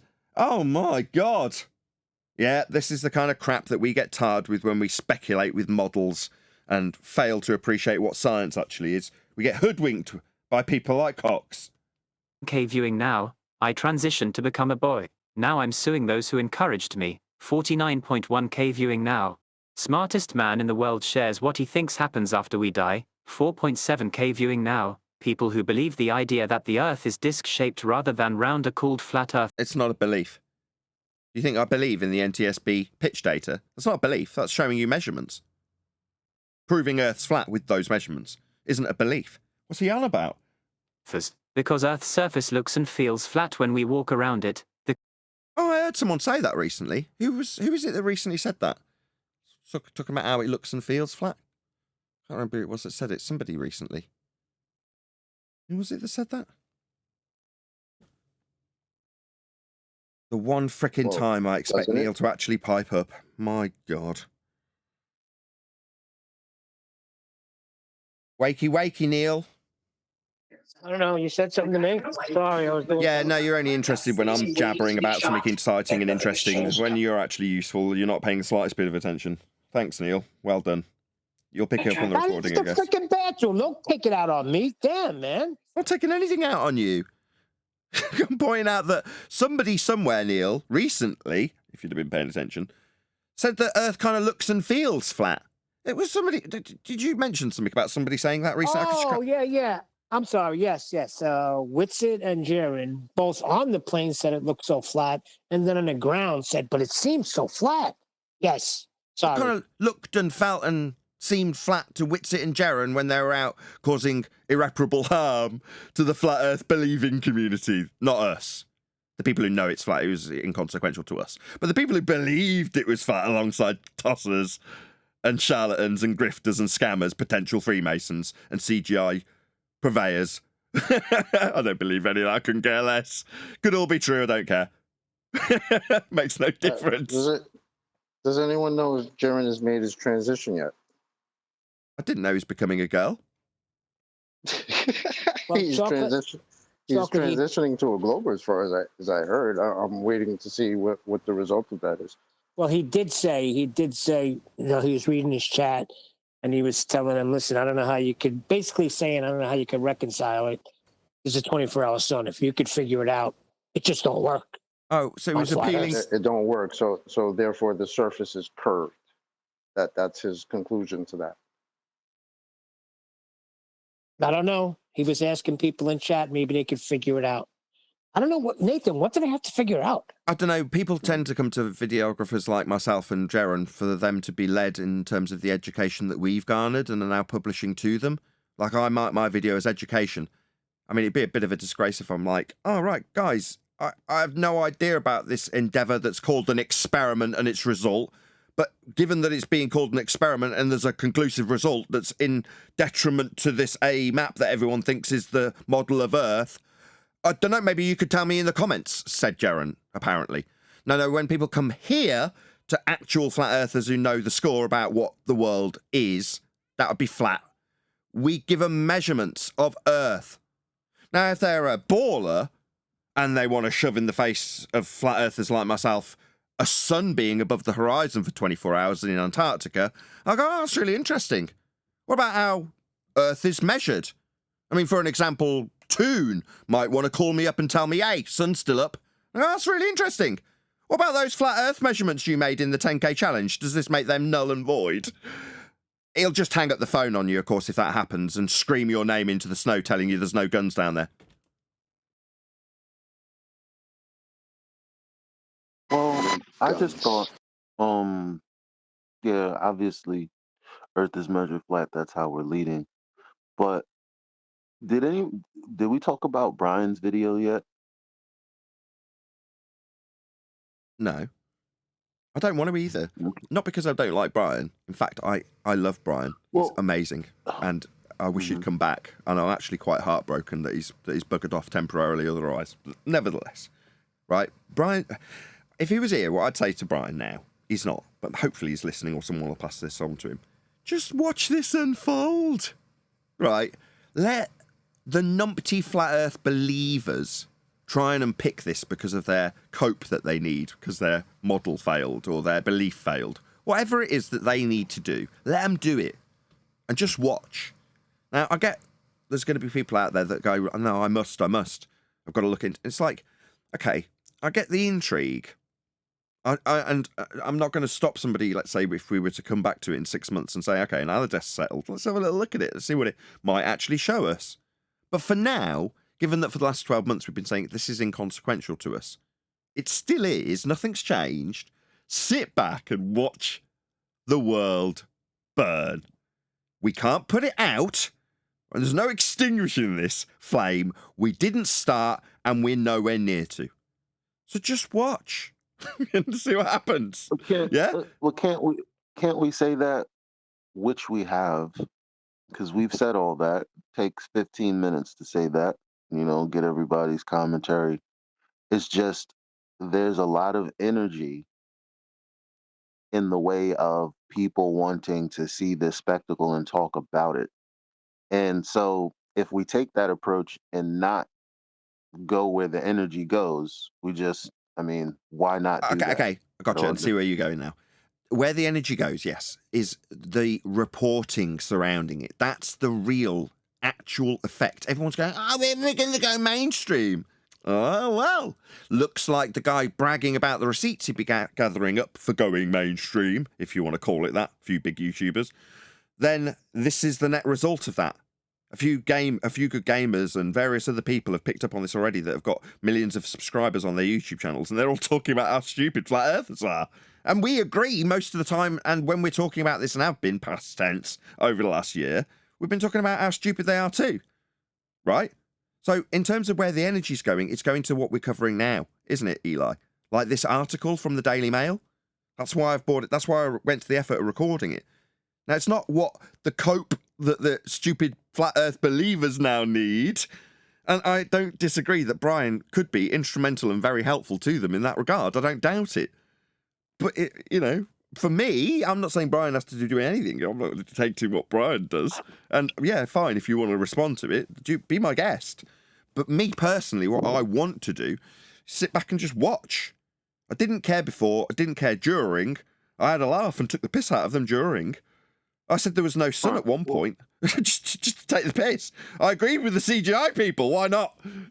You know what I mean? This is a laugh. Okay, so let me attempt to represent Brian since he's not here. I just think it needs to be said and talked about. And the shadow thing is super interesting. The fact that there is a shadow that's like 3 foot and then it goes 7 foot. I mean, that's an interesting phenomena if it is a phenomena. I'm just why not talk about it? It's interesting as hell. I said that on QE show the other day. It's something with the shadows. Let me finish my point. I was just agreeing with you. There's the divergent shadows, and I'm like, what's that about? And then really though, what Brian's video is about how, okay, let me just say this. In Australia or on the other side of the equator, you look to the north and the sun is going from right to left. Okay. But in the situation that we had with them, according to them, they're looking south and the sun is going right to left.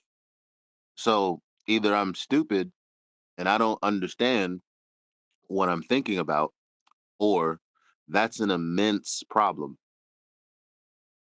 What are you talking about? If it's going all the way around you, if you face one direction, you can describe it as you'd normally describe it, rising in the east, setting in the west. But if you stay facing the same way, it's then going to go the other way. Yeah, but it's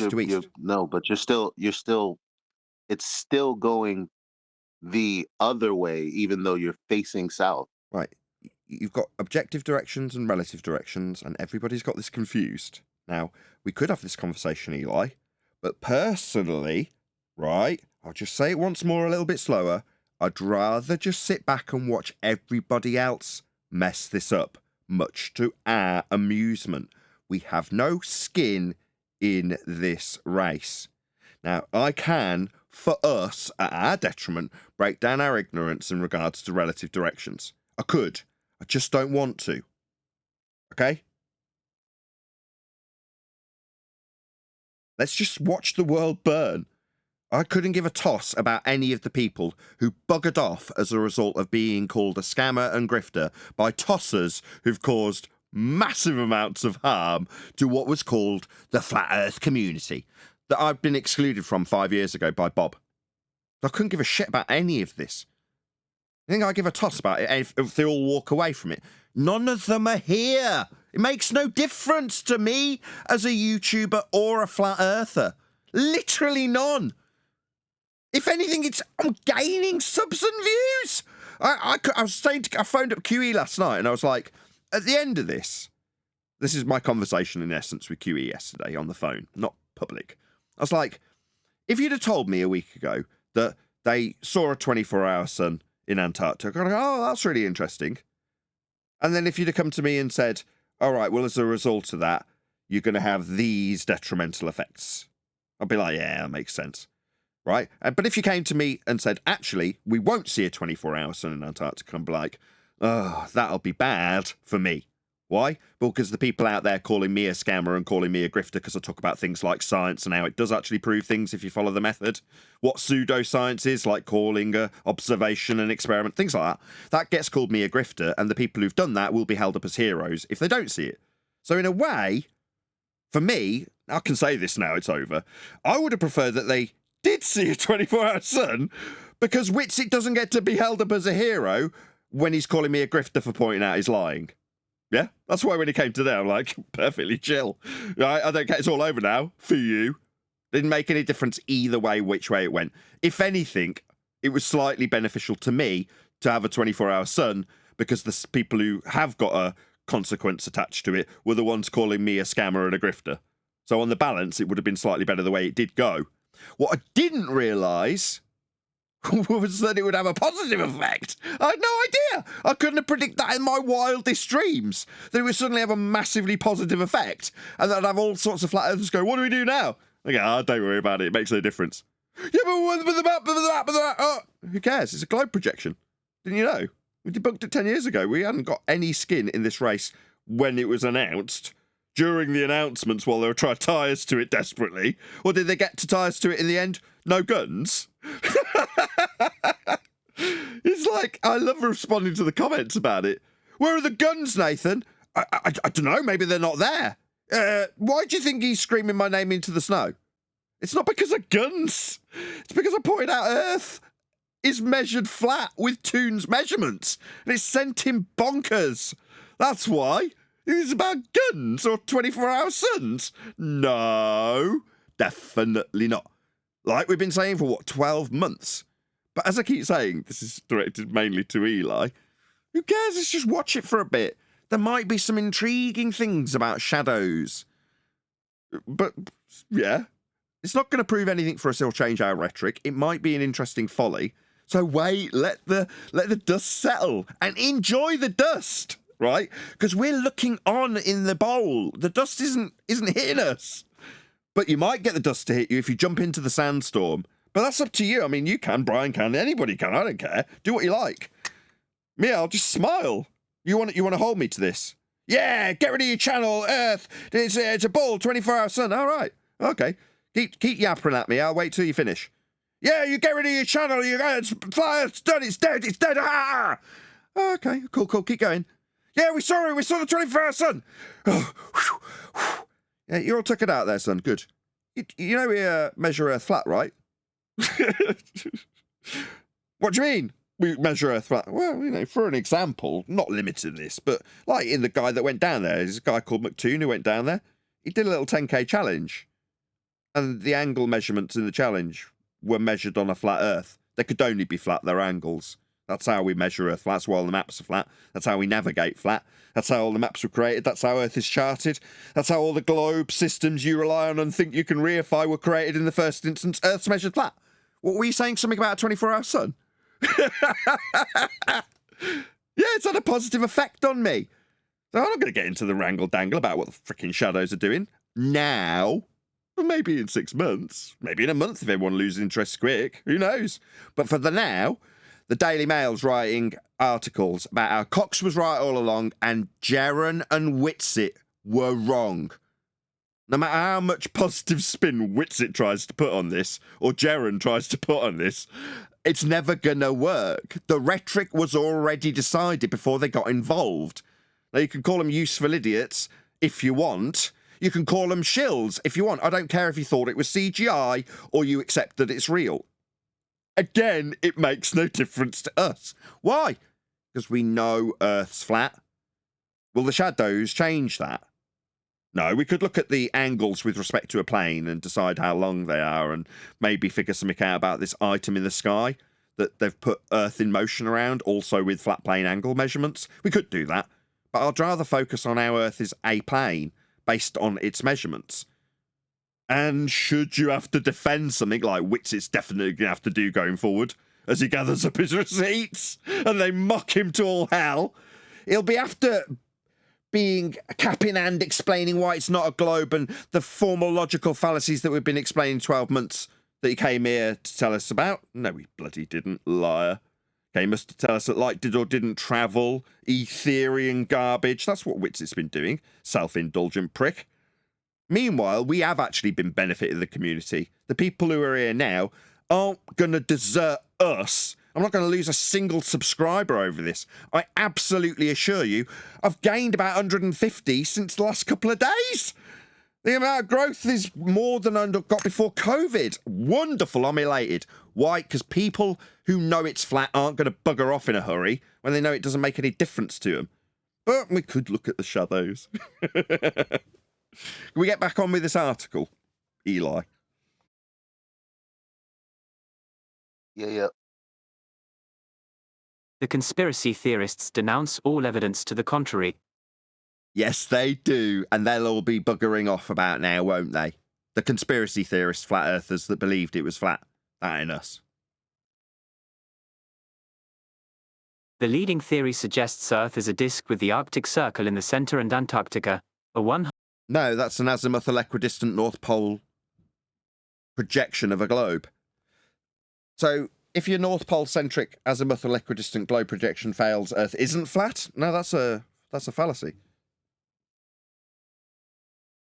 150-foot tall, 45-meter wall of ice around the rim. Proponents of the bizarre theory also claim the Earth is stationary in space rather than orbiting. Notice how he includes space. This is actually straight out of the Flat Earth Society's playbook. If he peddles it in this manner, they're the ones who propose a flat Earth disk with an edge in space. Space? What, like your space cocks? The second law of thermodynamics violation, area of volume that gas we all breathe isn't filling? Violating the second law of thermodynamics? No, definitely not. There is no sky vacuum, space, for anything to be in. In the sun, however, Professor Cox points out that... Did you just say orbiting the sun? Let's go back. 45-meter wall of ice around the rim. Proponents of the bizarre theory also claim the Earth is stationary in space rather than orbiting the sun, however... Rather than orbiting the sun? Orbits, on an asymptotically flat plane derived from the equatorial plane, the angles measuring the stars would function from within a globe Earth. In hell, that orbital motion. Oh no, you'll need a flat plane for that. It's derived from flat plane measurements of stars. Extrapolated out into the equatorial plane, with the celestial sphere wrapped around it. I mean, obviously, you've got Kepler and Huygens and all of these proponents from the Roman Catholic Church inventing mathematics to put that system taken from flat Earth angle measurements of stars into heliocentric motion, called orbit, around the sun. But you'll need a flat plane for that, like I so eloquently just described to my audience that definitely won't desert me in the face of the affirming the consequent fallacy that's being employed to suggest a 24-hour sun proves a globe. It definitely doesn't. Welcome to Flat Earth Debate if you're new here. Earth is measured flat. Professor Cox points out that if Earth was flat, airplanes flying across our planet would eventually meet the rim. What Earth being a disk in space would have planes reach the rim when they don't fly anywhere near something that could be considered a rim when reifying an azimuthal equidistant globe projection. So all we could do with respect to flights and their proof of Earth in its sphericity by reification based on flat Earth measurements, or its flatness provable by measurements, is to take measurements. And in terms of flight, we've got pitch data from the NTSB, and it shows without a doubt that Earth is being measured flat. So I'm going to lean on the measurements that come from flights, not an idea that the pilots would take them off to some edge of a reified disk in space that Cox has taken straight off the Flat Earth Society's website? Definitely not. By this logic, all pilots on Earth would have to be in on the conspiracy. No. That's utter nonsense. They just follow flight plans. move their aircraft towards the waypoints and then land the craft. That's what they do. In terms of what the plane measures and how it functions, it's flying with respect to a plane, and we can show that with the measurements. We can prove Earth's flat with flights. What's he babbling about? Oh, right, in some straw man model that I stereotype every flat earther as having because of tossers like Witsit and Jaren, we'd reach an edge that he'll no doubt go on and debunk with a 24-hour sun affirming the consequent fallacy in a moment. How nervous would you be on the plane if the people that are flying it are actually just keeping you in the dark about the real nature of reality? Professor Cox asked. How does that make you feel? I couldn't give a crap. As long as they can fly a plane from A to B, their feelings or thoughts about the belief that Earth is spherical beneath the functional utilisation of the surface to acquire lift and know how high you are with respect to a plane, that's altitude, or the pitch of the plane with respect to horizontal, that's pitch data, it is all demonstrably showing Earth is measured flat. What are you going to do in the face of that? Tell me no, if it were flat, we'd fly off an edge. No, the measurements show it's flat. On planes.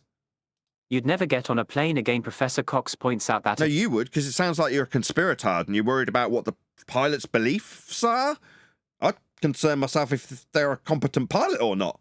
And if they're not, I mean, they might end up being investigated by the NTSB when they kill people for being incompetent pilots. That's what I'd worry about. Not whether or not they believe Earth's a sphere in spite of their data on the craft itself, proving by way of measurements that Earth is flat. That wouldn't concern me, as long as they can land. If Earth was flat, airplanes flying across our planet would eventually meet... Our planet? Isn't that just a begging the question fallacy, given that your elephant-hurling fallacy with the Principia didn't actually demonstrate Earth to be spherical in any way, shape or form? You've just dropped it in here by baseless assertion. Sphere? No, your planes are flying over a flat, horizontal plane of reference, like the NTSB measurements show. The data, the pitch data. The rim. By this logic, all pilots on Earth would have to be in on the conspiracy. Stock image, Makes no difference. They can be in on any conspiracy they like, or not. Just be useful idiots in that regard. For a globe that they're definitely not flying across as per the measurements. Again, you, with your conspiratard nature, it would seem, Cox, are ascribing this as the logic that would stop you from flying. Because we haven't asserted this. Oh, it's a straw man fallacy that's being employed by Cox. My bad. Took me a while to identify it. It didn't. Flat Earth theory. People who believe that the Earth is... We don't believe anything is measured flat. Just gave you examples with the example you used, flights. Flat are called flat earthers because Earth's surface looks and feels flat. What, like Jaren and Witsit said? No. We've told them to bugger off. He came here today. And I said, get lost, you don't represent me. Same thing I said to you last time you came, Witsit. That's what I told the people who would say that. They're there for their own selfish motivations, to see for themselves, their selfish selves. Maybe when they get back, they'll start punting crap like ether to make money. Maybe they'll get a boat from an app that peddles this garbage globe model. Who knows what these grifters will do? But that's not us. That's what Witsit said when out in Antarctica. The conspiracy theorists denounce all evidence to the contrary. What evidence to the contrary? You haven't presented any. The leading theory suggests Earth is a disk... Not a theory. You should know. Apparently you're a professor of science. Theory comes after experiment, which this wasn't. The Arctic in the center and Antarctica, a 150-foot wall of ice around the rim. Proponents of the bizarre theory also claim the Earth is stationary in space. Sorry, Earth being stationary again. Was it? What is this? That's a non-positive claim that I don't have to back. You have to prove it's spinning, and the Earth curve, Earth sphere, claimed to be spinning mathematics would imply it with a Coriolis deflection that we debunked. Rather than orbiting the sun. Learn more, learn more, learn more. You and your reference frames are ruined. There is no deflection. There is no Coriolis effect. We aren't spinning. As for this space garbage of a pizza, no, I don't buy that crap. That's not something I peddle. It's the Flat Earth Society garbage. As for people saying, God, it looks flat. Yeah, maybe 10 years ago. Since then, we figured out how Earth was measured. It's been a long process, and sometimes we try and work with those idiots that would say such things. And they tell us that we're grifters. I mean, it turns out they're the grifters, and they're rapidly being detached from by the flat Earth believing community. That ain't us, by the way. We know it's flat. It's measured that way. Travel Professor Cox's simple explanation has delighted many fans on YouTube, commenting on Lad Bible's video. Oh, really? It's delighted people in Cox's video? Did they get some cope from this? Oh, yeah, that's another amusing aspect I haven't touched on. So many joyful globe believers think this has proven something. Yeah, like me going through with Witsit how it didn't prove a flat Earth if it failed. It doesn't prove a globe when it succeeds either. So all those people who, at the moment, have got a joyful feeling, lots of adrenaline, all that cope running around their blood, yeah, that won't last, especially if they come here. They'll take 10 minutes to shove it in my face like it means something. Ask me maybe why the guns don't exist in Antarctica or why there is a 24-hour sun. And maybe I'll shrug my shoulders at them and let them feel for a few moments like they've got a victory over me, or any of the people in the panel, I might add. They'll get that maybe little tiny glimmer of hope for a few seconds, and then we'll revert back to the measurements that we've been talking about before, during, and now after. One user wrote, "Can't believe the flat earthers think they know more than this guy," another added. What guy? Context much for your quote? That is a wholesome way to describe flat earthers, and one joked, "If the earth's flat then I'm King Charles' brother." The news comes shortly after. Non sequitur quotes, meaningless drivel. After one of the internet's most famous flat earthers finally cottoned on to the truth, Jaron Campanella, who runs the popular flat earth YouTube show Geransim, traveled to Antarctica as part of a trip dubbed The Final Experiment. Mr. Campanella dubbed The Final Experiment. You see, what I did with this scammer, grifter, Jaron, was sit down with him and explain what science was. Explain what science was so he could understand what science wasn't, like The Final Experiment.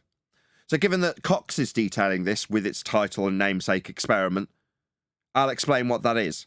It's hypothesis actualization, if you're going to consider it to be an experiment.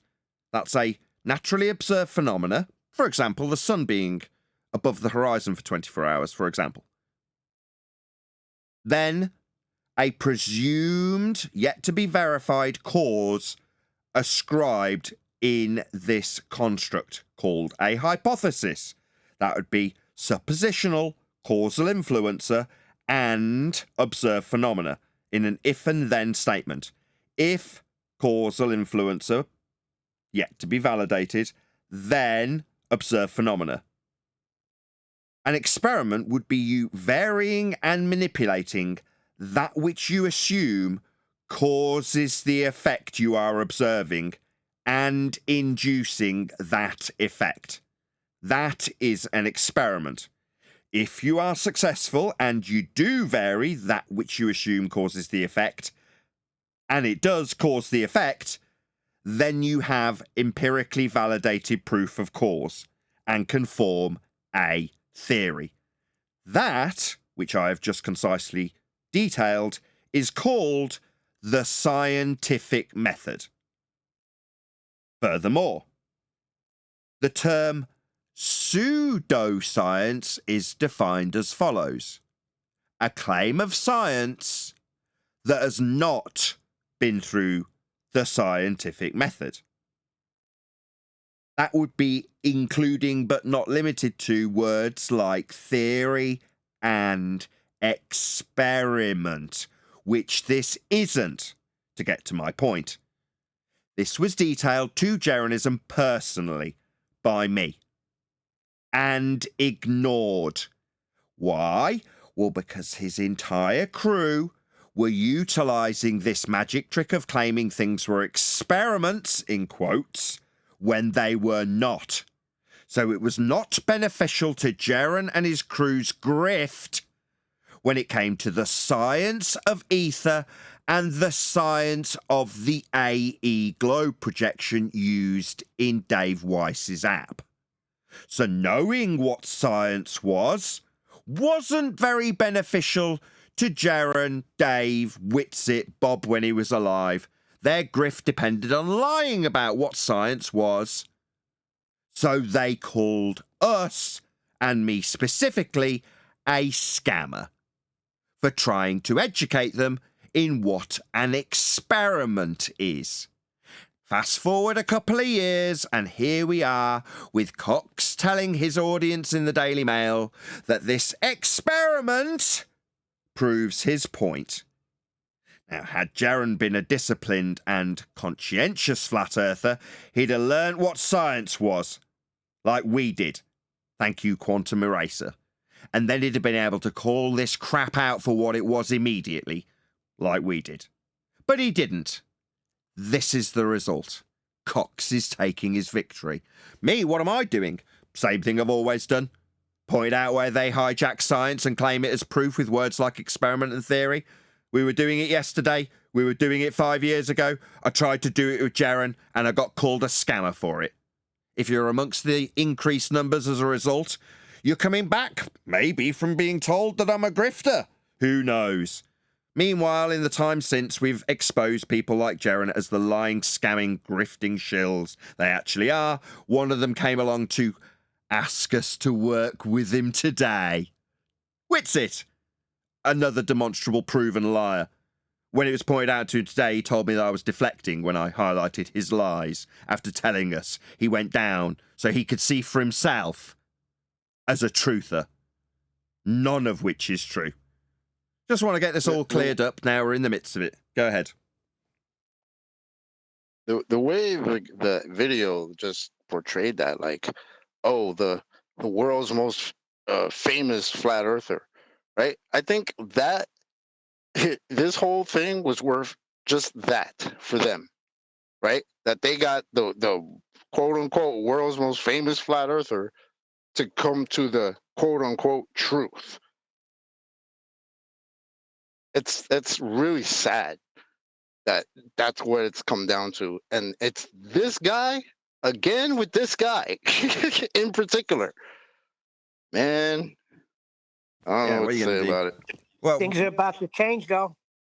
Well, you can just offer him an alternative. If you want to relinquish yourself a flat Earth belief and stupid numpty nonsense that ends up leaving you feeling guilty and morose about stupid observations of the sun, then come to Flat Earth debate and learn how Earth is flat based on measurements.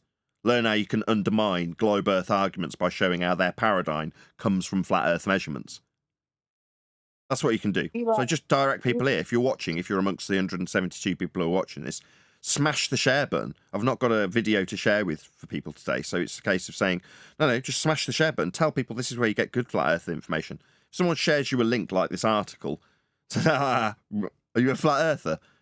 And you are watching Flat Earth debate, share this show with them. Shout out to personal, I don't know, what's the rest of this guy's name? Can't read the rest of it. Let's go to view your activity so I can read his name in full. Bear with me one moment. Personal pair programmer.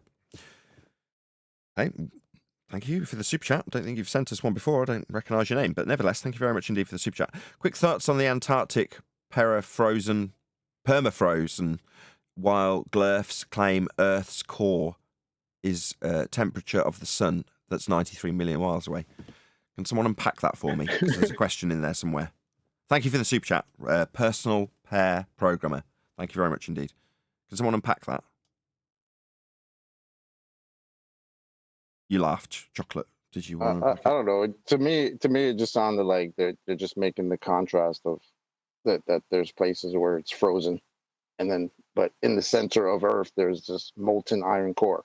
It's kind of stupid, but I don't know. I don't know what the guy meant, but I think that's what he's doing. I think you're right. He's comparing and contrasting the 93 million mile away super hot sun with the alleged core from Glurfs being claimed above the Antarctic permafrost. I think that's what he's asking. I mean, yeah, it's a housekeeping question, isn't it? Any evidence of a self-perpetuating molten iron core at the centre of a presupposed spherical Earth? Well, we've debunked the R value. It's based on flat Earth measurements. So that's kind of that, isn't it? Hey, Eli, I heard you say recently that people are getting sick of these stupid arguments and they want the real deal. I think that this is beautiful for us. Okay. Hey, Nathan, can you hear me? Yeah. Whoever that is, I can hear you. Yeah, it's a Flat Earth friend. I just had a quick question because I thought I saw this video was about models. Yeah, it's part of the problem. Is that Go not on. true? Or... Yeah, sorry. I used to say globe model all the time, and I was wondering why exactly I should drop the phrase. Have you seen a globe model? Well, I thought the globe... Well, no. But I thought a model was just a 3D representation. A 3D representation of what, exactly? Well, I know the globe doesn't exist, but if you were to invoke this paradigm and you wanted to show people... how should I phrase this? I don't really know. But do you have like a proper explanation as to why I should never say heliocentric model again? Because I used to do it before. Okay.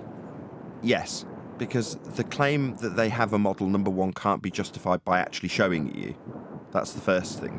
Can you just pop yourself on mute? Just so we can hear background noise. Flat Earth friend. Oh, I'm sorry. I'm in the car. I'm afraid I can't do that. Okay, fine. I'll have to mute the line. What was his questions about? What again? And I'll just wait until you finish. Yeah, no worries. What was his question about again? Oh, not using the word model because they haven't got one. Yeah, to first define terms. What do you mean by model? And if they're going to say, well, how the world works, okay, well, let's have a look at what you've got. And if they give you a reification of something in Stellarium, you point out where the flat Earth measurements that it's based on came from originally. If they're going to give you a picture of a computer model with the world whizzing around the sun, you explain that the Copernican model is also derived from flat Earth elevation angle measurements from the equatorial plane. The way it's mathematicized is from a center point within a globe projected out through the globe that's alleged to be the surface to the celestial sphere. If you want to reify that into orbital motion, you'll require mathematics. But in terms of the description, it's not reifiable. You can't turn it into a model. You can't bend the ground that made the measurements to create the globe mathematically. It is just maths. So when people infer that you've got this model to show us, just get them to show you. And you'll quickly learn yourself why we would discourage people from using this terminology, because it isn't being offered by the people who use the word. If you hear flat Earth model, okay, show it me.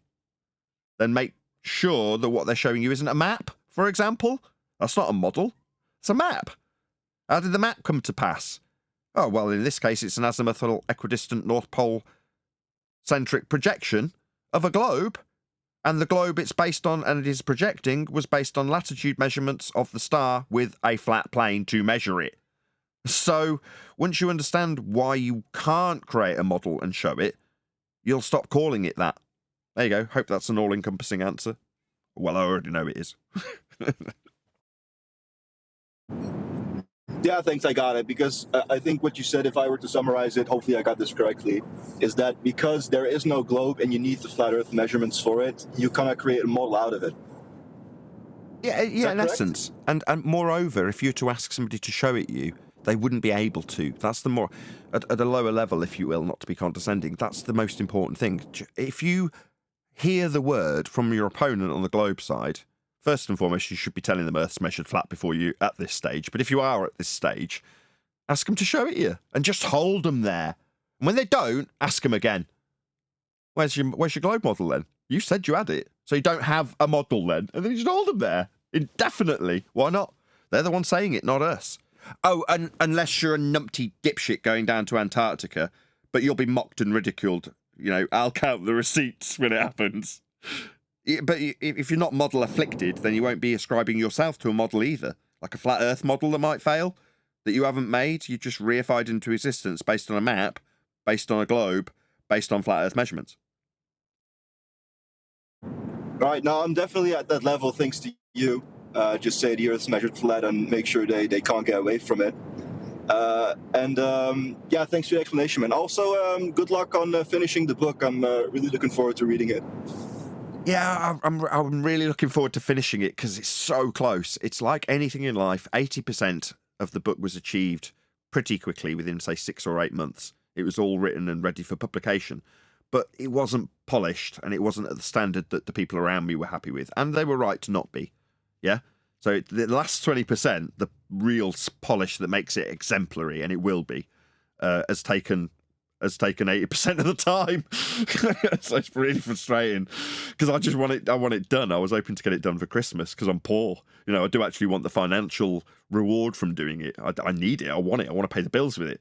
But at the same token, there's no point rushing it. As much as I want it to come out, and that puts my own time restraint on it. The people around me won't let it happen, no matter what I want. They want it to be of a certain standard. I also, when I think long term, want it to be of the highest standard, not just a high standard. And it will be. It will be the reference book when it comes to this subject. And hopefully people who are coming to this channel that haven't been here before and like, who is this guy that McToon's screaming his name into the snow? They'll be like, oh, someone who knows it's flat and can prove it.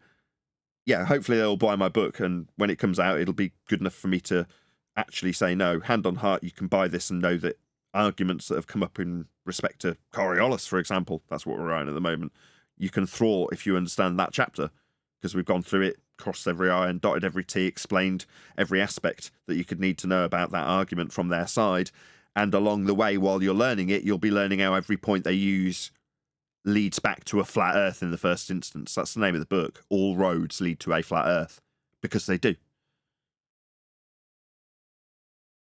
Yeah, I think that's the correct mindset. Make sure that everything's correct and completed, so you leave no room for any confusion for any potential newcomers. It's better to take it slow and be correct about everything than rush it and later regret that decision. But thanks for everything you do. Really enjoyed the show, and good luck with the rest of the show. And I'll see you guys maybe next time when I come around. Thanks for your question. And just to be clear, there wouldn't be any regret if it had been published in the format that it reached after the second draft.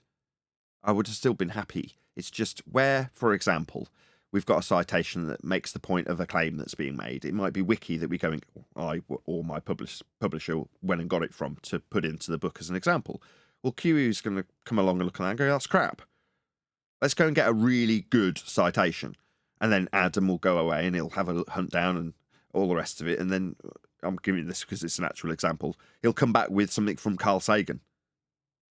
And not only will it be the best possible citation for the claim that's being made, it'll have a few flat earth proofs in it, or a few examples of how they're utilising the words of science to lend credence to their illegitimate bullshit claims of a ball earth. Well, when you've got that, that really strengthens the book. Whereas a wiki citation would have been fine. A Carl Sagan example is much, much, much better from a high priest. And fortunately, as the reader will find out, but unfortunately for us trying to get it done, that expands out the need to fill in the void where there's gaps that could be used as flat earth proofs in some of the things Sagan says. So when you come to read the book, you'll see this and go, I remember him talking about this. What a ball ache, pain in the ass, long process it was to get there. But it will be epic. It's going to be such a good book. Anyway, yeah, I can't wait. Good luck with it, and keep up the good work, guys. Indeed you do. Any last remarks before I ask everybody to stay tuned? No? Okay. With that, I'll say if you are watching this on either Nathan Oakley 1980 or Nathan Oakley Premiering Streams, then stay tuned, as there will be an after show to follow. Unfortunately, though, if you are watching this live, this is where we bid you farewell. So, another massive thank you to all you liked, commented, shared, subscribed, joined as a Nathan Oakley 1980 channel member, and all that good stuff.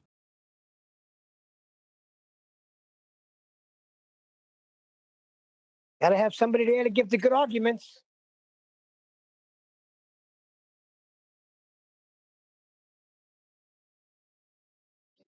What was Witsit talking about this morning? I missed it. He was asking if we could trying to spin it. It's great for Flat Earth what he did, and this is going to open doors. So he had to be the guy there so he could give the good arguments now. Who the heck knows? Full on damage control, positive spin garbage.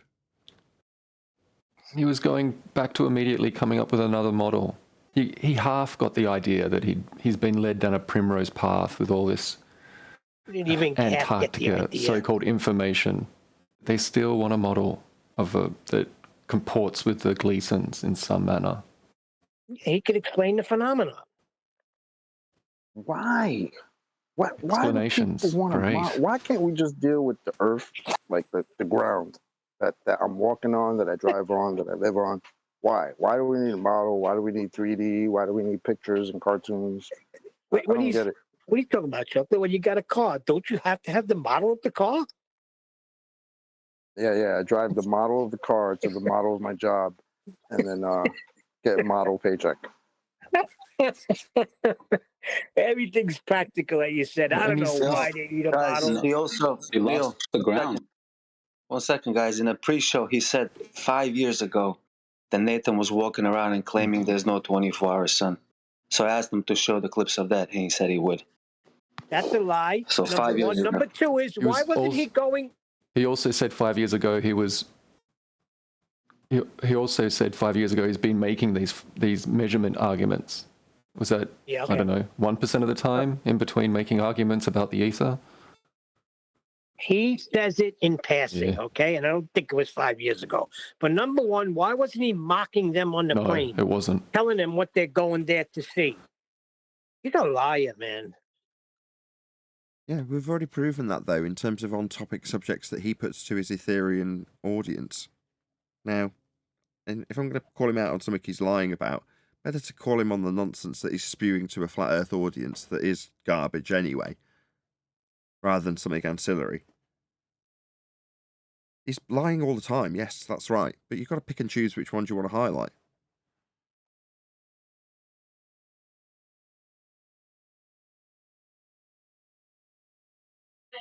He speaks so quickly, though, and he can just pump them out at will. But the models that he'll use to explain his balls up, that would only be detrimental if it was someone else that didn't have all the great arguments. Yeah, that's what they got, isn't it, Witsit? The Daily Mail got all your good arguments. What an idiot. Spin it all you like, dickhead. There's a cognitive bias. There's a cognitive bias called the primacy effect. The first information people get, it's difficult to change their minds.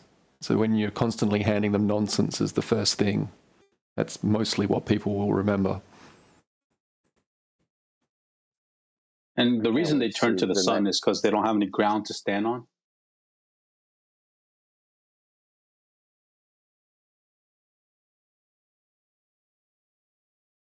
No, the ground is now curved. Jeez.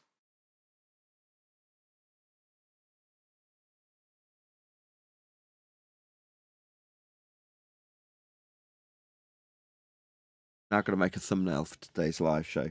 I think I'll turn Witsit into a Freemason, as that's what all the conspiratards are leaning into currently.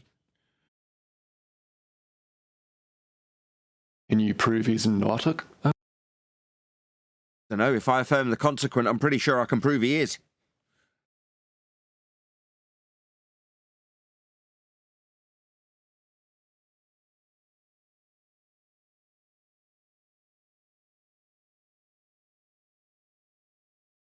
Yeah, I'm not sure he's going to get the sarcasm, Nathan. You're going to be accused of being a conspiracy theorist. Don't care. I'm not, am I? Call me what you like. That's the thing. This is the good thing about the circumstances currently. That's what I was trying to say to Brian on the live show. Doesn't matter what they call us in this circumstance. They want the balls up by Witsit and Jaron to leak onto us, and it can't. We're impervious to this. So they want to call me a conspiratard. Yeah, but I'm not. So it doesn't matter. Call me all you like. Water off a duck's back. I'll let them get it all out, and then I'll start talking about flat Earth measurements. No, but you were talking about guns 10 years ago in a comment when you shared a video. Yeah, I did. Yeah. Do you want an apology? I am so sorry. Now back to those flat Earth measurements. Also, Nathan, do you think? I think it's a straight up lie, dude, for him to claim 5 years ago you were walking around and claiming 24-hour sun. I don't remember that. Yeah, I wasn't. That means in 2019 you. I wasn't. You're right. Right. I interviewed a guy who said it wasn't happening, and then moved on. Now, if you want to say, well, Robert Shortman told you it wasn't, and here, like in that video, or 6 months after, or a year after. I know. I'm getting there. I'm getting there. They say you express the same sentiments that Robert expressed to you, and here's an example of it. I'd be like, and. Well, you said it wouldn't happen. So you want me to say I was wrong? Okay. After the fact, it doesn't matter anymore. Say it. Okay. If you want that from me, Let's say I'd said it a million times, it still wouldn't make any difference. If I've said it not at all, once, 100 times, it still makes no difference. If they want that from me, so they want me to say, you said there wasn't a 24-hour sun, but there is. That is only consequential if I think that that will prove a ball making me wrong. It doesn't. Oh, you want me to concede that? Okay. There is a 24-hour sun in Antarctica. Yeah, there is. And wait for them to affirm the consequent. Yeah, makes no difference to me. They can call me what they like. Will it stop me making videos tomorrow? No. For some flat earthers, this will. It will be too much. They won't cope. Me, I don't care. I'm still going to make a video tomorrow. I'm still going to go into Discord politics tomorrow. Hope there's a few people that try their arm. Go, you stupid idiot. You said there wouldn't be a 24-hour sun. I go, well, maybe 10 years ago, but I'm not even going to give him that. Oh, no, you're right. Oh, I feel so bad. Should I shut down my channel? Yeah, you should. You should. It's dead. Flat Earth's dead. Oh, no. I'm so wounded. You won. Oh, my God. Changing the subject. About those flat Earth measurements we all use and created the globe model that you're now telling me the sun proves we're on? No. Absolutely not. Let's go through why. Nice and calm, like. What's that? I should be in tears? Yeah, I pretended to be a second ago, didn't I? Do you want me to say there's no guns?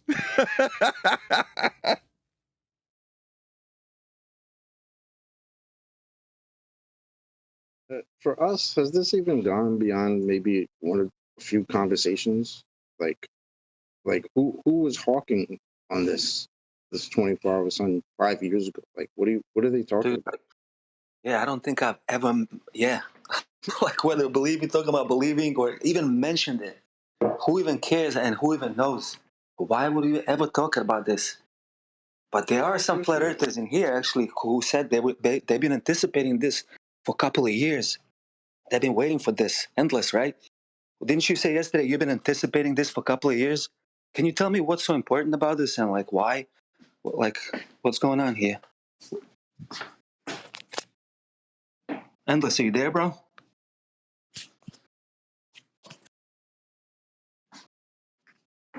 All right, maybe he can't hear me right now because, Just to guess on his behalf, I think what he's saying is he anticipated this being a problem, presumably because he saw people peddling the models. Where we had no interest, he's seeing people saying, oh, this model. And because he's in the south, he's gone, well, I can see how this could be extrapolated out into something that could cause a problem. That's how he explained it to me. He's not here to answer, but that was as good as I can give a summary, given he's explained it to me once, I think. Yeah, he said he's been expecting to see 24-hour sun. So he's been anticipating this for a couple of years. Yeah, what's up, buddy? Yeah, I mean, I came to this topic via David Weiss, for my sins. And so it's true that a bulk of flat earthers reify, or used to at least, the AE map. And there was many problems with it, but it continued to get pushed. My expectation about there actually being a 24-hour sun just comes from my observation of sunrise and sunset angles. And it's just an extrapolation. And I didn't see any reason for there not to be one.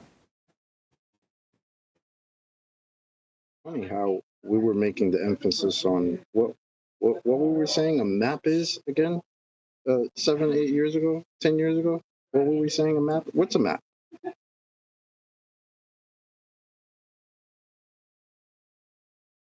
Tell us, Chocolate, because we don't know where you're going with this clearly, otherwise there wouldn't be a small pause. Reification fallacy. Yeah, the map is not the territory. So, I don't know. This is, again, back to, can we talk about the ground? Like, the ground that we live on, navigate on, build on, work on, walk, cycle, all that stuff. We're not talking about fantasy things. We're talking about the ground. Why can't they focus on that? And now these guys were focused on nothing but maps and reification fallacies. Now they've found themselves in a pickle. Pretty bad.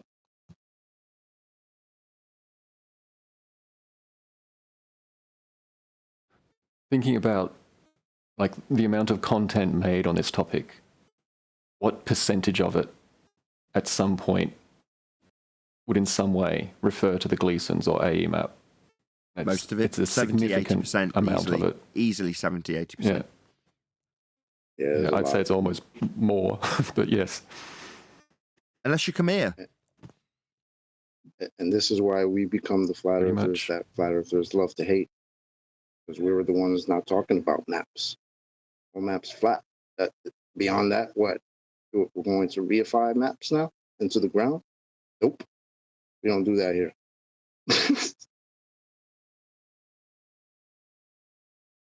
But it's not maps. It's one in particular. You know. Yeah, I get you. But it's still a map. And the crazy part is you would put all your eggs in that one basket. Again, with just like the Globers did with this TFE crap. Like, why would you put all your eggs into one basket, into one map, when you don't have confirmation that that's how the entire world works? Why would you lean on that hard?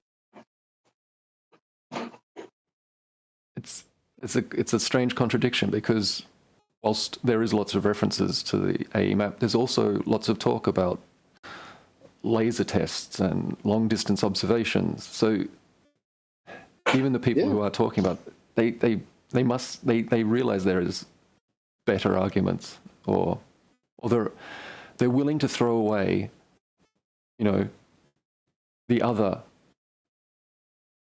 80% of what they, you know, talk about just because of a single thing. It's strange. Not strange. It's a feast of nonsense. I mean, laser tests and long distance observations isn't the feast of nonsense. Yeah, it is. And that does get it talked absolutely about. is. Did Jaren's laser test on Netflix do us any favours? If it had succeeded, would it be useful, practically speaking? No, would it? But yet there are very useful, practically observable uses for a flat plane that you can put into practical effect. But let's do some laser tests. Let's see if this 2 mile stretch is flat or not.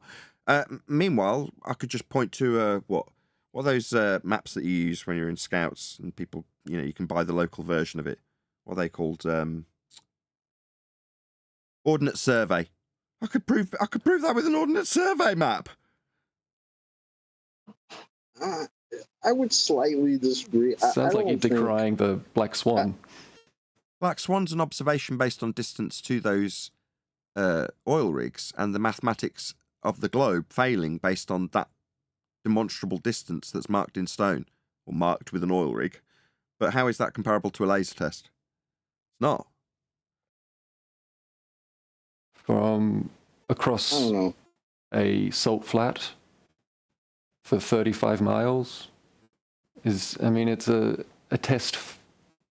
It's a geometric test of the geometric claims. But the salt isn't flats, it? But the salt flat's been measured. How much relief the salt flat has is measured. Like, literally, they've measured it to see how much relief it has. What do you think they're measuring it with respect to for the relief? How much water will roll away from the centre of it to the outside? Relief, like a slope. Very little relief on the salt flats. Why can we say that? Because they measured it with respect to a horizontal plane of reference. You think I need to do a laser test on it, do you? No, definitely not. So why is it? This is the garbage they give us to be proven wrong with, like Jaren was on Netflix. I mean, there are more rigorous versions of it. I mean, and what do they get practically applied to? Like, for in case like I did it and was like, now I can use this for putting food on the table with this excellent thing that it does is useful for. Give me one. Not even going to ask for 3. 1. it's only useful insofar as this discussion. No, it isn't useful because the salt flats are measured flat, aren't they? How much relief they have is literally physically measured with respect to horizontal, and how much relief it has, that's documented, measured. It's not useful to put a laser on. Are they not physical measurements? Yeah, physically they've measured the relief at the salt flats. They know how measurably flat Earth is because they've told us how much relief there is with respect to a horizontal plane of reference. But laser tests, what use do they have beyond making Jaron look stupid on Netflix when he buggers it all up? What use do they have, even if you got it right? Well, what about Dr. John D? What about his tests? I don't care whose Jaron test held you a want to torch up point to at. a piece of Can I say something real cardboard. quick? Just give me a practical use for it. That's it. What's it useful for? I'll give you the answer when you don't get there. Sorry, go ahead. I mean, if you're building a very large building and you needed to establish a nice flat line in order to build your way up, that would be useful. They use lasers on surveying. All sorts of building sites. That's not a large laser scales. test, is it? Yeah. But that's not a laser test. That's measuring a level, as opposed to a laser test. It's not testing anything, is it? So that's not applicable. That's surveying. But that's a flat Earth proof for sure. Okay. Well, you're measuring Earth flat when you survey stuff and build on stuff flat. You have to, otherwise it would fall over. And you're referencing the Earth for your horizontal plane of reference to measure it with respect to. Measure height, altitudes, all of these things are flat Earth measurements. But we're back to laser tests. Do they have a practical use? Beyond, now I'll tell you, creating the idea that there's a debate to be had and we need to go out and measure it to solve that problem of this debate about whether or not Earth's flat when it's measured that way anyway. Seems like it's only got one use, and that's making us look like we need to be debating about it when there is no debate. They have a use before 2020? What, before Black Swan? Well, or before 2021, before this argument was so well nailed down, before we understood how celestial navigation worked. You want to know useful at all? With hindsight, were the tests that we perceived to be useful back in 2017 useful? No. They seemed useful back then, but they weren't. The same thing applies. You live and learn. What seemed really important to me in 2016, debating about the Isle of Man, was actually me making myself look like a complete numpty and not realising that the distances that we were measuring with respect to a plane, or that the horizontal plane would be utilised to give us an elevation profile that's been measured on a flat Earth, or that Google shows you how Earth is actually flat when you come to utilise any measurements of anything ever. That all of those things were useful, but I just didn't identify any of them when debating about whether or not we'll see the bottom of the Isle of Man. But you live and learn. Laser tests is no different.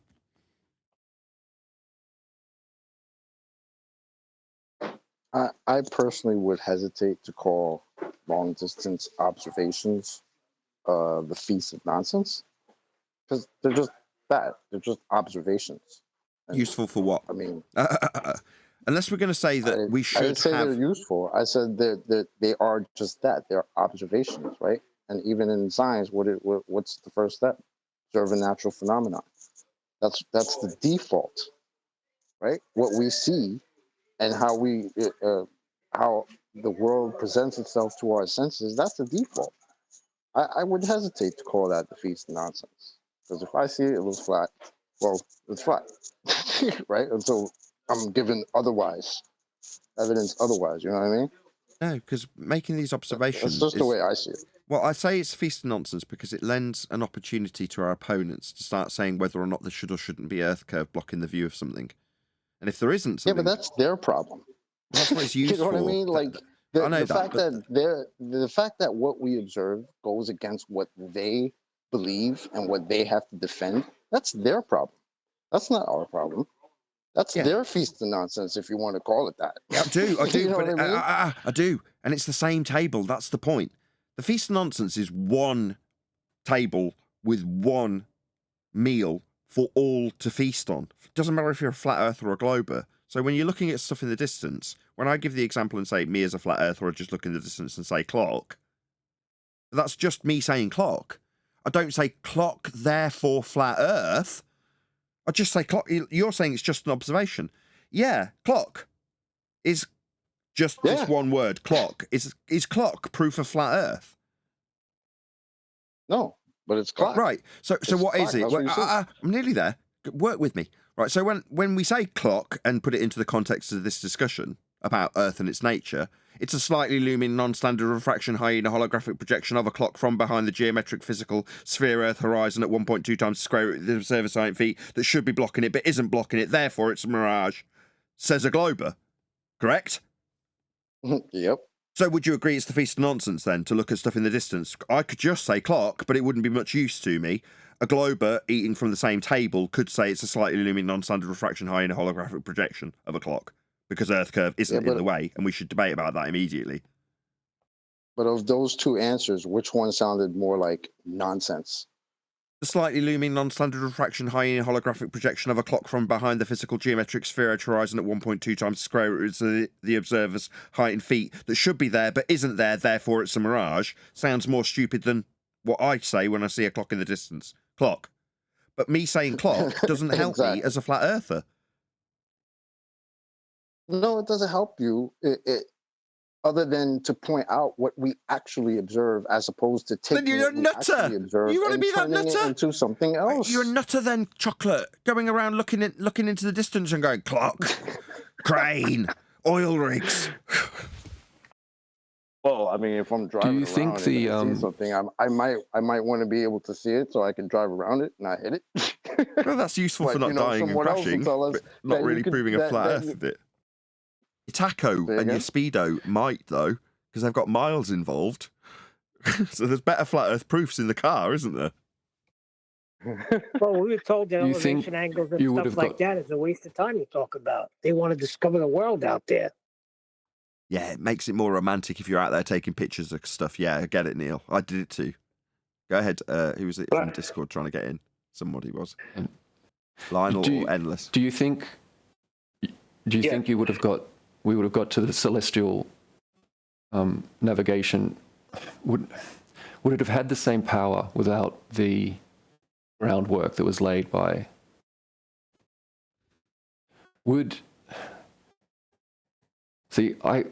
I turned up when the Black Swan was basically being formalized, and then that led directly into celestial navigation, and the combination of those two things immediately made me understand that there was no argument at that point. But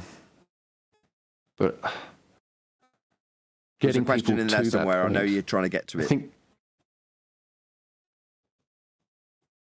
And that was my point. You were that I was talking, hold gonna on, mention. we'll get to you, Lionel. You were talking about groundwork. If you can't get to the question, then we'll go to Lionel. Groundwork you were talking about. Without the groundwork from the guys doing the laser tests, presumably? No. All of getting without the long distance observation, like without breaking through the hard shell of brainwashing that a lot of people are experiencing. Different things work for different people. There's that feeling of eureka or whatever in your mind when something finally clicks. It can come from many pieces of information. Sometimes it's multiple pieces of information.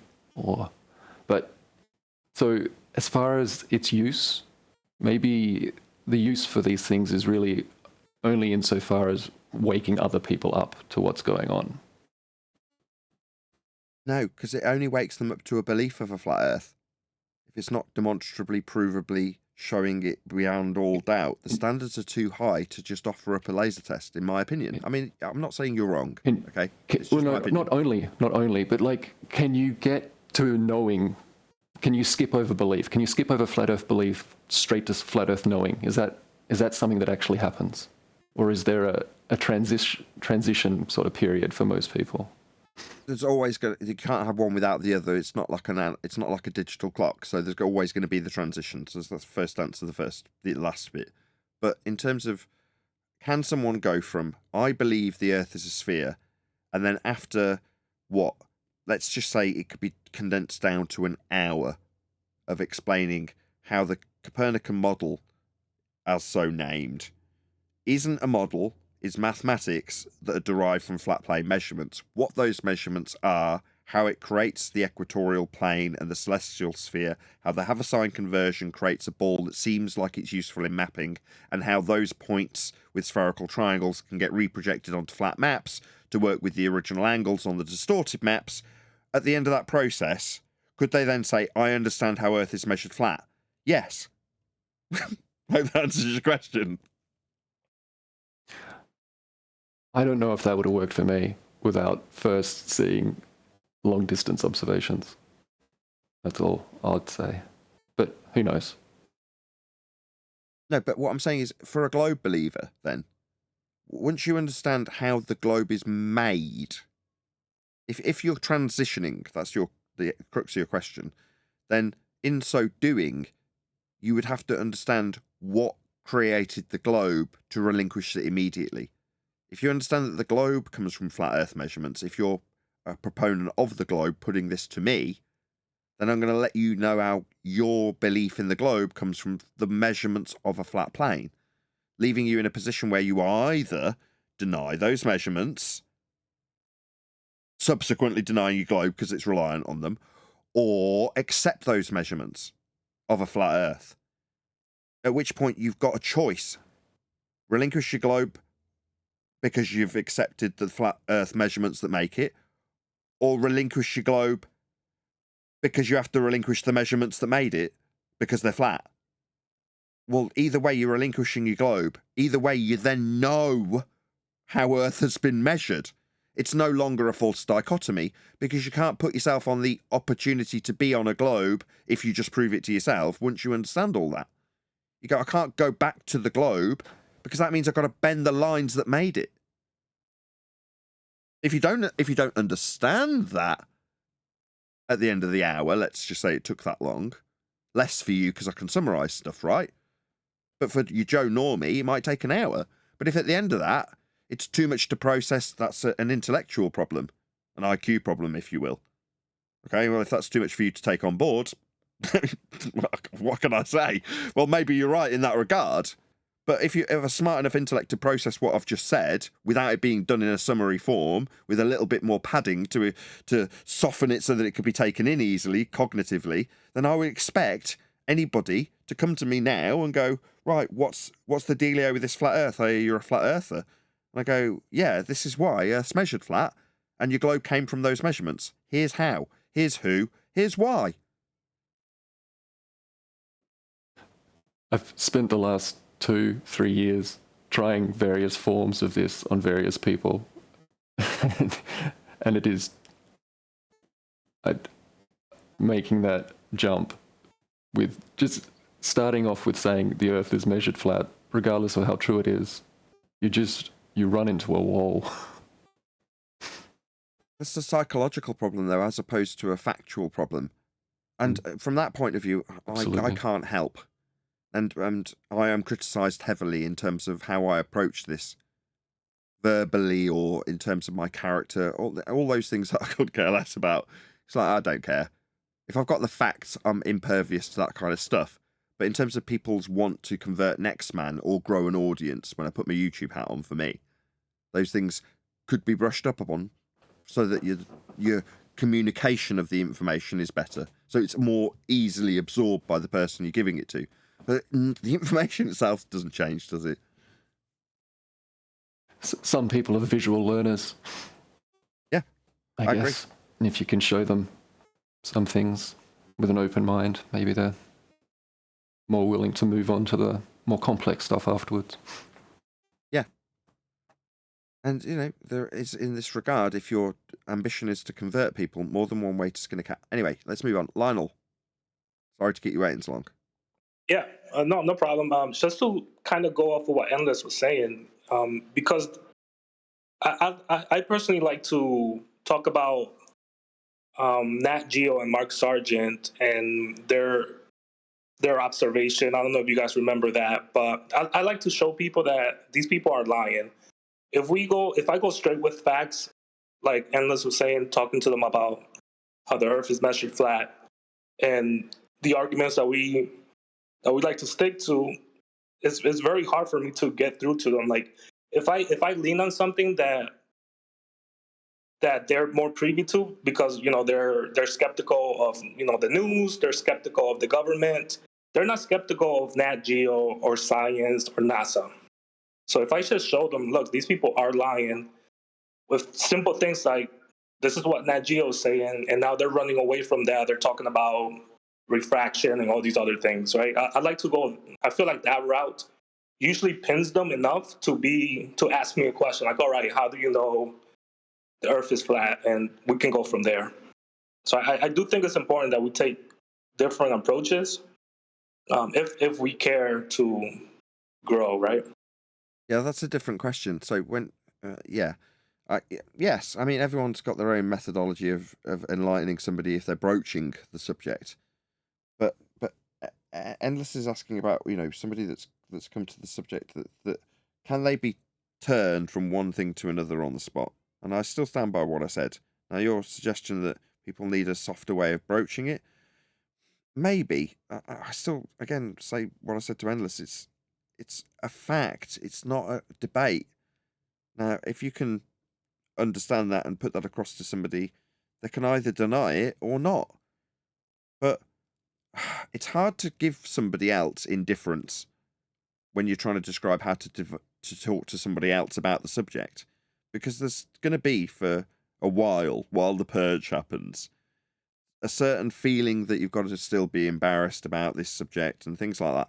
And in the same way I've detached myself from the flat earth believers in terms of the information we're putting out, the same thing applies in terms of your feelings of guilt or wanting to soften the blow for next man. It's like, meh.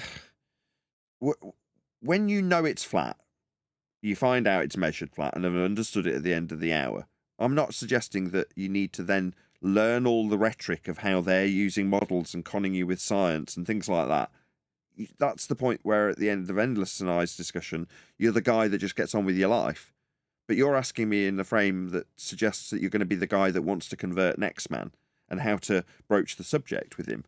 Well, I don't necessarily recommend that at all. In fact, I don't go out of my way not to do it. But, if it happens to come up and I have to be reactive to it in the public general world that's not online, then it's like, okay, it's almost an inconvenience to have to skirt my way around someone else's religious belief.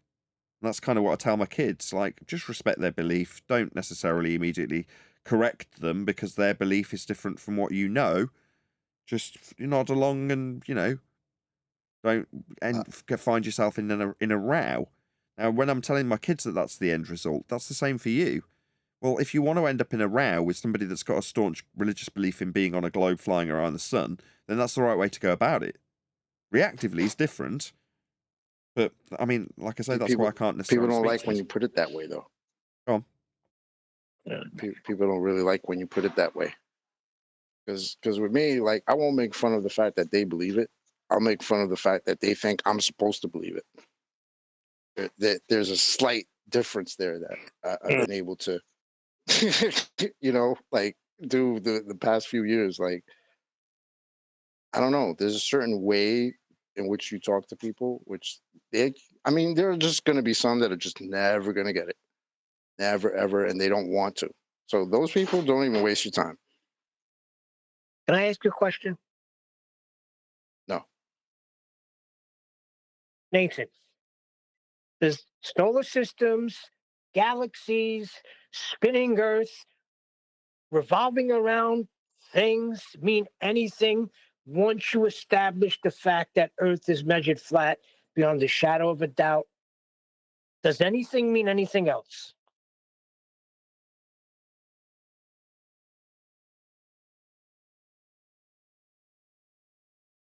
Other than being a cool story?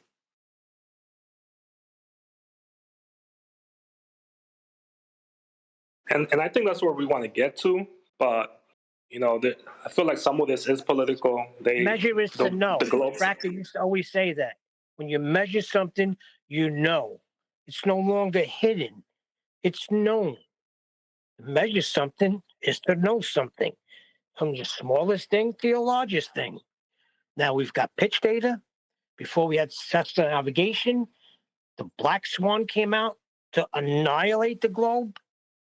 I mean, we just got to stick to the proof of flat Earth, and that's it. For me, it was the Black Swan. That did work for me. But the indoctrination is strong, and I remember even though I knew the Black Swan was legit, it was good. It still took a month or two of looking through everything else. Like, all right, what about this? What about that? And yeah, it doesn't matter, but it's they're programming people. It's not. Yeah, but that's a not that globe simple, I think. debunking. That's not a proof of flat Earth. You realize that, right? The Black Swan is debunking of the globe. I like gas pressure without containment, but that doesn't prove a flat Earth either. It took a while before it sunk into me, but measurements, it's a whole nother ball game now. Yeah, I agree.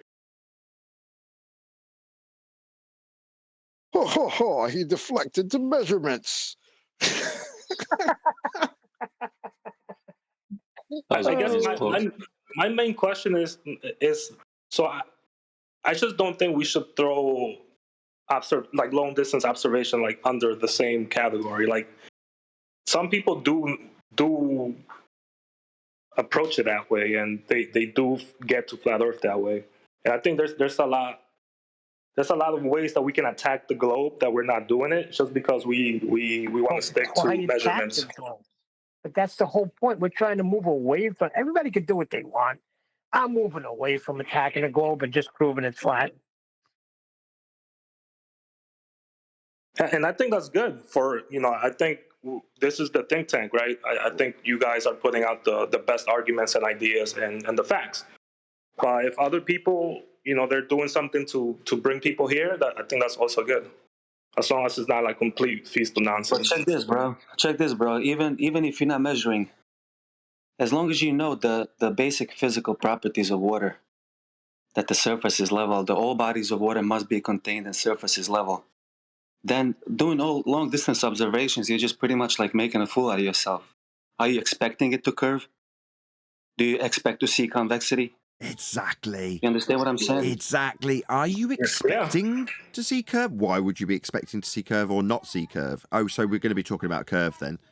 Enforcing the reification for the person you're discussing it with when you say it isn't there. What isn't there? The curve that we're definitely now talking about, and whether or not it exists, reifying it in the mind's eye of the person you're fighting with. Well done. Yeah, exactly. Are you that was so beautifully put, Mush. Yeah, that was well said, Mush. Are you expecting to see curve, flat earther? Why are you telling me we see too far? You don't even have to tell them or ask them if they're expecting to see it.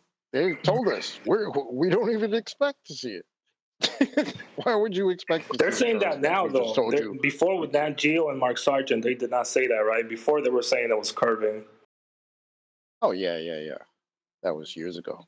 With the exception of a few shills and grifters, and because someone's told me I should highlight this, I'm just being sarcastic. I don't think for 1 second that Jaron's a shill or a grifter. In fact, I don't care either way. I'm just leaning into it because conspirators have suggested it. But with the exception of a couple of individuals, right, there's going to be a couple of camps. People who just bugger off. And people who go, right, what do I do now? Where do I go? Well, hopefully they'll all come here. And they'll all find out how Earth's measured flat. But it's going to dilute down the mix of people that are in this subject vastly. We're going to be simmered down to a concentrated few. And that's going to be very bad news for our opponents. Because the people that they liked fighting with are the ones that they're trying to purge, and this will purge. They'll all go. So they're going to have to argue with. The only people that will be left are the people that have actually got decent arguments to go on with. So it's not good news for them. I think the two camps will just be even more separated now. And when I say two camps, I mean people who believe. Yeah. I don't think so. I mean the people who believe and the people who know. Right? That's going to get even more but all the people separated. Sorry, bro. No, you're all the good, people who rely on.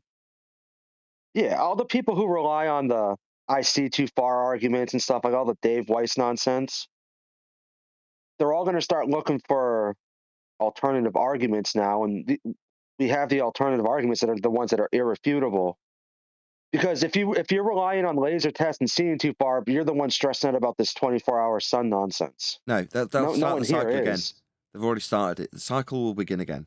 A new 10-year cycle. And they'll start introducing new numpty flat earthers into the subject with the same feast of nonsense garbage. That's what I was going to say. There's a reset. The people who are suffering from this are going to be people like Witsit and Jaren. And the rest of them are either under the heavy scrutiny of us moving forward with the same rhetoric we've always had. It's just we haven't got the detriment of people like Jaren calling us scammers anymore because they've been kicked to the curb by the believers of flat earth. Anybody who wants to remain in the subject, all who are still in the subject, come under the scrutiny that we've put people like Mark under first. You know, Mark is a name that you can put as a neutral that's got his ideas of flat earth and brings people, and you can have all the warm and fuzzy feelings you like about Mark, but he's coming under the same scrutiny from now. There's been a purge, there's been a bit of a reset, if you want. People like bandying these terms around, so I'll just use them too. Okay, well, let's reset then. So now we have to look with a high degree of scrutiny at all of our remaining flurfs, and we'll be the ones putting the scrutinous eye over them. Now, in the past, we've been fighting against poison from within. All that poison's just been purged. Again, back to the sentiment for Brian when we were talking about him. Yeah, I can't wait to look at Brian's stuff in this regard. But on the other hand, I do want to say, well, let's just chill and watch the flurf belief burn. When I say watch the world burn, that's kind of what I meant by that. Like, watch all of the numpties that we moan about all the time bugger off, diluting it down to people who just know it's flat. Because the rest of them couldn't cope with the fact that there was a 24-hour sun. They didn't know what it meant. They thought it meant they must be on a ball then. Oh, well, then there's got to be an antipodal assumption for these flat Earth measured stars put into a model. No, but bugger off, you weren't much help to begin with. But what do we have straight away? Oh, well, it's the moon projection model or something that people are telling me is under this dome now instead of the AE map. Oh, right. Okay. So it's reset and start with a new map, is it? Oh, my God. So the same scrutiny just applies to everyone, even the people who've been around from forever, because we have to usher in a new way of doing things as flat earthers. Regain the name.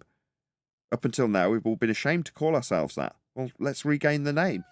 What does it mean to be a flat earther? Knowing it's measured flat. Not what the dickheads who went down to Antarctica allowed the media to portray us as. That's what's happened. No one's happy about that. Maybe me a little bit. I mean, is there really a purge going on, or are they just going to lean into shining lights at plastic domes over the top of that's the point? I'm glad you asked. Great question. Is there really a purge? Well, we'll see, won't we? We can just sit back and watch. Does it matter? I can still go through articles and videos, and we can all chit-chat about what's going on in the world around us as we, as onlookers, look at the globe believers as we sit back and watch it all happen. But for the time being, something very closely related to the subject we cover has big news going on in the world of flat earth belief. Seems like it's related to us, doesn't it? We're going to get people telling us that we need to cry about it. Just let them for a few seconds, right? Give them the satisfaction, and then do what we do. But watch what's going on about that observation of the sun in Antarctica for 24 hours. See what happens as a consequence. Now, if you're saying no one's going to disappear, we'll grow in numbers. Wow, did Witsit spin really work on you then? If so, okay, maybe we'll grow.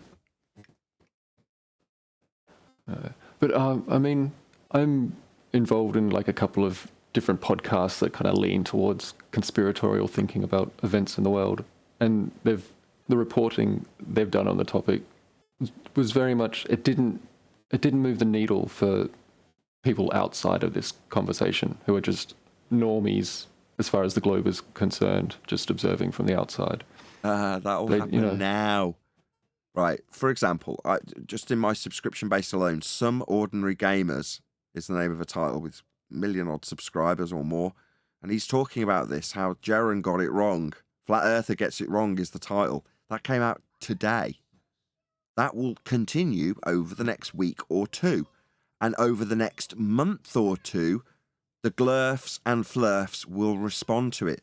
The people with a keen eye on it, the ones that really want to rub my nose in it, right up to the top of the tree with Toon screaming my name in Antarctica, have tried to rub us personally, noses in it already and failed miserably, and are already getting bored of it. But the ongoing effect to flurf believers will start to unfold from here forward. It's easy to think, well, because I know this is inconsequential, it won't move the needle. I assessed somebody and asked them yesterday. Why'd you ask them yesterday? Ask them in 3 weeks. But you've now got 3 weeks to watch this unfold. You get what I'm saying? Yeah, for sure. Yeah, I'm enjoying the show. Just enjoy it happening. Just watch what happens, right? You won't be affected. I won't be affected. Doesn't mean we can't watch what happens. And there is stuff happening, I assure you. You don't want to think there's going to be a purge. Man, I already know what's happening.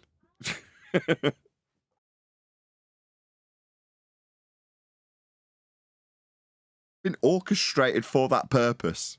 So there's going to be wishful thinkers out there that are like, nah, it's not going to change anything. Okay. Bearing in mind, I've also lived through this once before, 10 years ago. With Tiger Dan. Same thing. I already know. History repeating. I've seen what the effects will be. I already know what's going to happen. I've seen it happen before.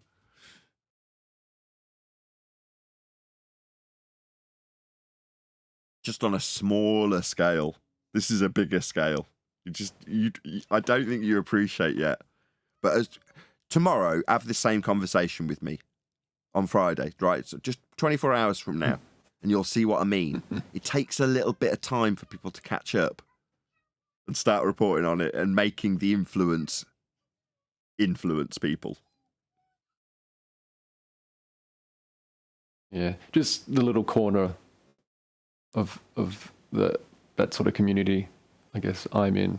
I don't know. Anyway, just various discords that are associated with podcasts, and I mean, I'm reasonably open about the topic in those areas as well. So I've always been I'm the crazy flat earther in those groups, but I've been, I don't know, pointing out the flaws in standard sort of talk about the topic for a while as well. So maybe I've primed those people a bit.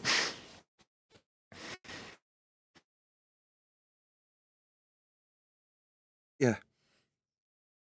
So this is of heavy detriment to flat Earth belief. It's untrue.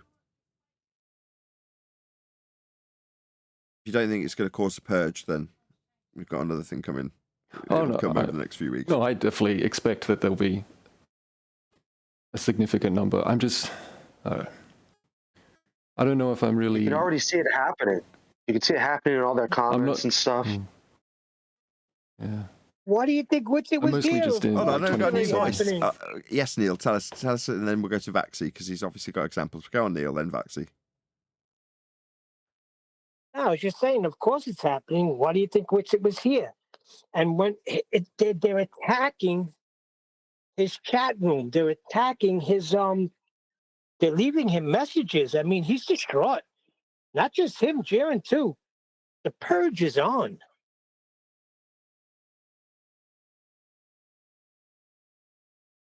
Like if you go into and a lot of it's not even to their Jaren's, channels or videos. It's just other flat Earth. Like there was one Dave Weiss video, and there were several people complaining, almost to the point of they're accusing Jaren and Witsit of making us look bad on purpose, or they're completely incompetent and really stupid. Because every 5 minutes, McKeegan and all the other guys that went, they're releasing time-lapse videos and everything. And then it seemed like Jaren and Witsit were just kind of sitting inside getting made fun of the whole time. They weren't really doing anything. So it's like, are they incompetent or is it intentional that they what did you want them to so do? bad? Yeah. What do you want them to do? Don't know, Exactly. But that's their problem, isn't it? And now Witsit needs to seek our alignment, right? That's his problem. For everyone else, they just get assessed as though it's a reset. Okay, well, what are you? Are you one of the flat Earth numpty believers that should have been purged a few months ago? Oh, you know it's flat. Oh, that's cool. That's what will happen from here on forth with everyone, not just the people who come new, but the people who are still hanging around. Like, well, why are you still hanging around? Do you know it's measured flat? Oh, that Brian guy earlier. It's just now it's a reset. It's like, who are you? Oh, I've been here for 10 years, couldn't give a crap. Are you one of those believers that should have been purged when Witsit and Jaren went to Antarctica? Does the 24-hour sun prove a bull? Do you need to explain that? In other words, give them a trick question. Don't lead in with, oh, right, well, we know it's flat here, do you too? No, don't lead them. Let them dig their own grave and make themselves aware, or make us aware of their flat earth belief that they hold when they come here, scratching around looking for actual evidence that they've been turned away from by the numpties that caused them the problems that got them here after the fact. It's like, oh, okay, well, who are you? I'm famous. I'm a famous flat earth. I've been making it for 6 years video. Couldn't give a shit. Let's see what you know. So we don't have the Hey, same Nathan. problems caused by Jaren again. Hey, Nathan, let's be honest.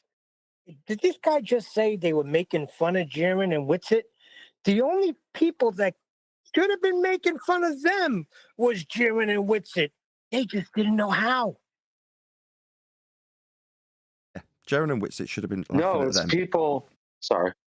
Wait a second. People that Let think Nathan Jared and talk. Witsit are top tier, like their main supporters are upset with them because they look really incompetent. I'd have just hung around them while Yeah, they were leveling Witsit's their my favorite. telescopes. I'd have asked them about their process. What are you leveling it to? The equatorial plane. I'd have played strip flat Earth proof while they were setting up. See how close you can get me to running around naked. Every time you use a flat Earth, I'll take off an item of my clothing. I'd have just been taking the piss out of them the whole time with flat Earth things that they're doing. And they could have explained to them that they're affirming the consequence, but they didn't do that. They were disappointed because there was a 24-hour sun, if it's all true. Oh, let me check the chat. Oh, maybe you could figure it out. Figure what out? Yeah. Yo, too, can you measure an elevation angle to it? We're going to be getting some elevation angle measurements. Compare it to the globe model with our flat Earth angles. You chop to that, I'm going to start sunbathing. It could have been in the background of every live stream that Toon and What's-Her-Face were doing, just pointing stuff out.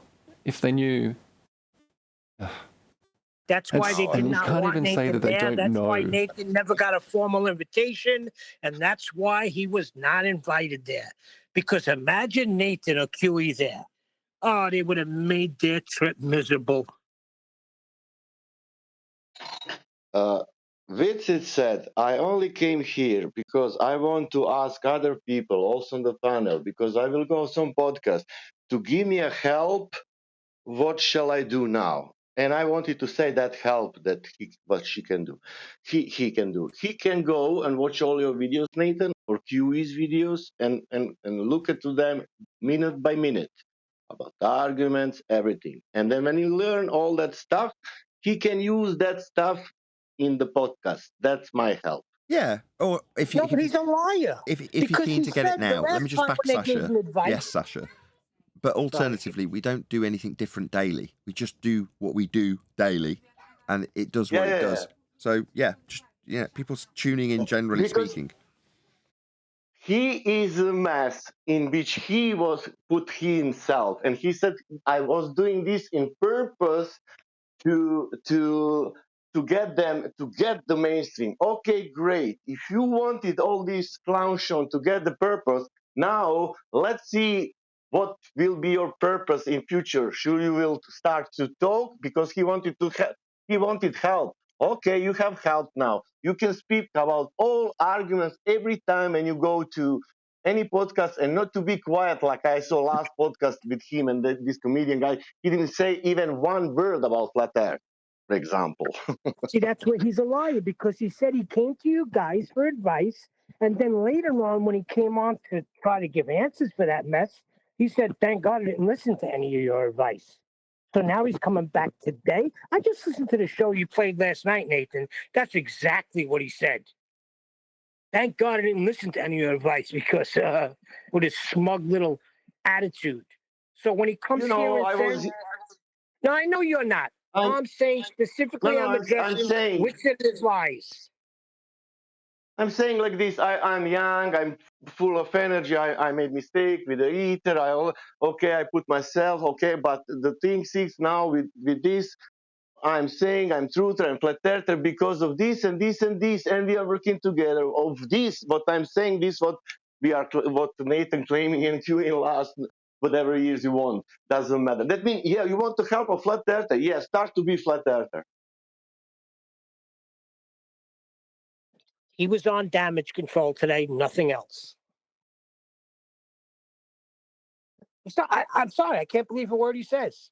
He wasn't coming in for advice, wasn't coming in for anything but damage control, because he knows how stupid he just looked.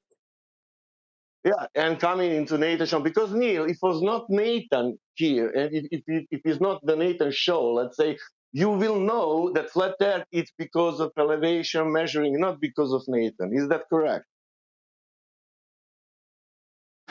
Yes, that's correct. They should have brought a sextant with them and take elevation angles for the full 24 hours and just talk about that the whole time. That would have been funny.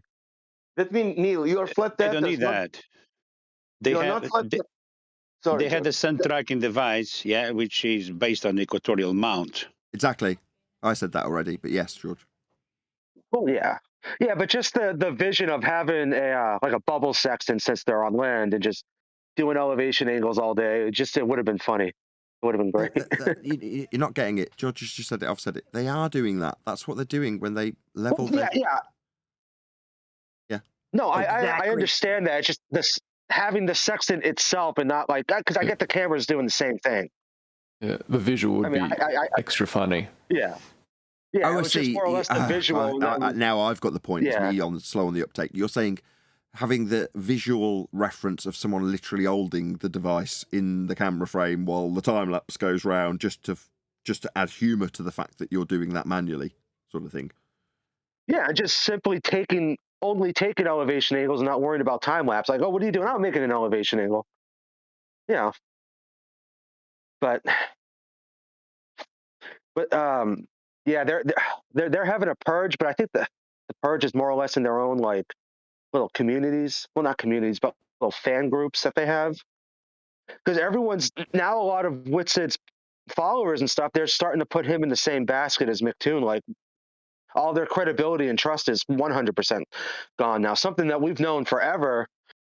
A lot of their fans are just starting to like kind of come to that, and kind of. I feel bad for them. That sucks, but at the same time, they did it to themselves. So it is what it is. Don't feel bad, because maybe they'll come here. Who'll drop them, right? This is positive. I could have given this Witsit, but he's not here, so I'll give it to you. People are fickle, very fickle. Mm-hmm. So they'll relinquish him as easy as they'll take him back or take me back, or that's what people are like. I've learned that over the years. People are very fickle. Now, don't get me wrong. Over time, you acquire friendships and relationships with people. That's different. Just in general. Now, in this community, it's a social media community of flat Earth believers. How fickle do you think they're going to be? People like to back a winner. They don't look like winners right now.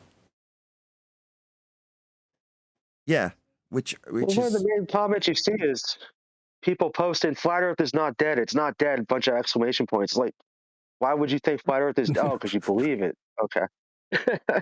Exactly. I don't feel the need to go into the comment section and go, no, it really is a flat Earth. Believe me. Now, in my own comment section, because I'm mostly being asked where are the guns still, it's just every time I see it, I piss my pants with laughter. It just makes me want to respond, So it's keeping the fun alive for me. And I said this yesterday. I don't know which side the comment's coming from. It's either where are the guns, Nathan, or where are the guns, Nathan? Ha ha ha. I don't know which one the comment is, but they're just as amusing either way. So I'll keep responding. But for the guy that's out there in the comment section going, no, flat Earth isn't dead. It's a bit like, why would it be? Oh, you're a flat Earth believer. It's like, why isn't the Earth curve? You know what I mean? It's like, you're that guy. Yeah, you don't need to defend this. The reason you are defending it is because you only ever believed in it to begin with. I have no desire to go and defend my belief in flat Earth. It's like, that's not going to change. People will realise that in 6 months, and it'll piss off a lot of anti-flatties who are surface dwellers as well. They're also just as fickle, right? They'll come along, leave a comment in my video. Ha, flat Earth's dead. You'll have to remove your YouTube channel now. Yeah? And you go, okay. And then 6 months from now, they'll go, hang on a minute. Why is Nathan Oakley still making daily videos? In fact, it looks like he's got more people. How could that be the case? And then they come back, Fickle, and say, Flat Earth should be dead. Why isn't it? And then they hear about people talking Flat Earth measurements like we've always done. And maybe the penny will drop for them. Again, as a consequence of being so fickle. It's like, you told me it was dead. Surely you'd be getting on with your life. I mean, Toon, I could kiss him in some respects because he's demonstrated that while he's there, hasn't he? Why isn't this enough for you? Need to tell me that this kills Flat Earth? Why would you need to tell me that? Surely you can get on with your life knowing it's a globe. But for some reason, the itch hasn't been scratched, has it? Nope. And we know why, and we'll tell people why. There's going to be plenty of them that come from the globe side that want to know why the itch is still there. They don't know either. Maybe being apathetic to those globe believers who come to me going, why are you still here? Surely looking at the sun for 24 hours in Antarctica meant that you're not going to be here anymore. No. What, because you made an antipodal assumption? What does that mean? Fallacy.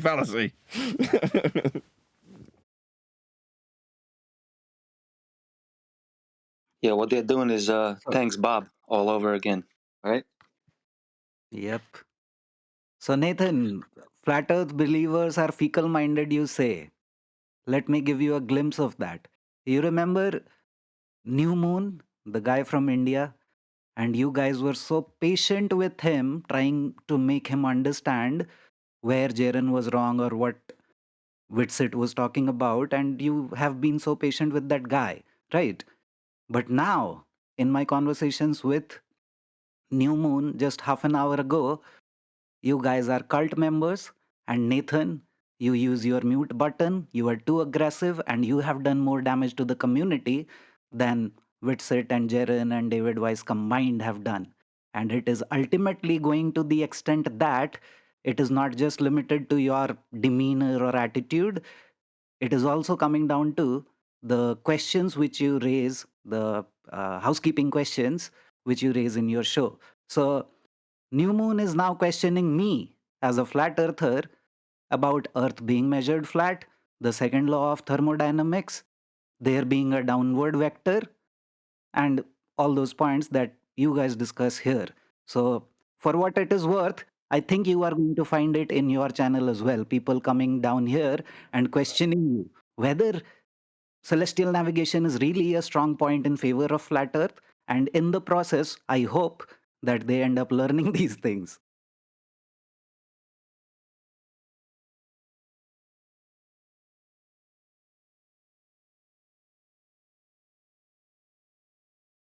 And yeah, one more thing. That New Moon thinks McToon exposed you, and he was so smart that he did not rely on your recording, but he recorded it on his own channel separately and uploaded it, exposing you and you using your mute button on your channel. So smart of him. He just exposed Nathan Oakley by shouting his name out there.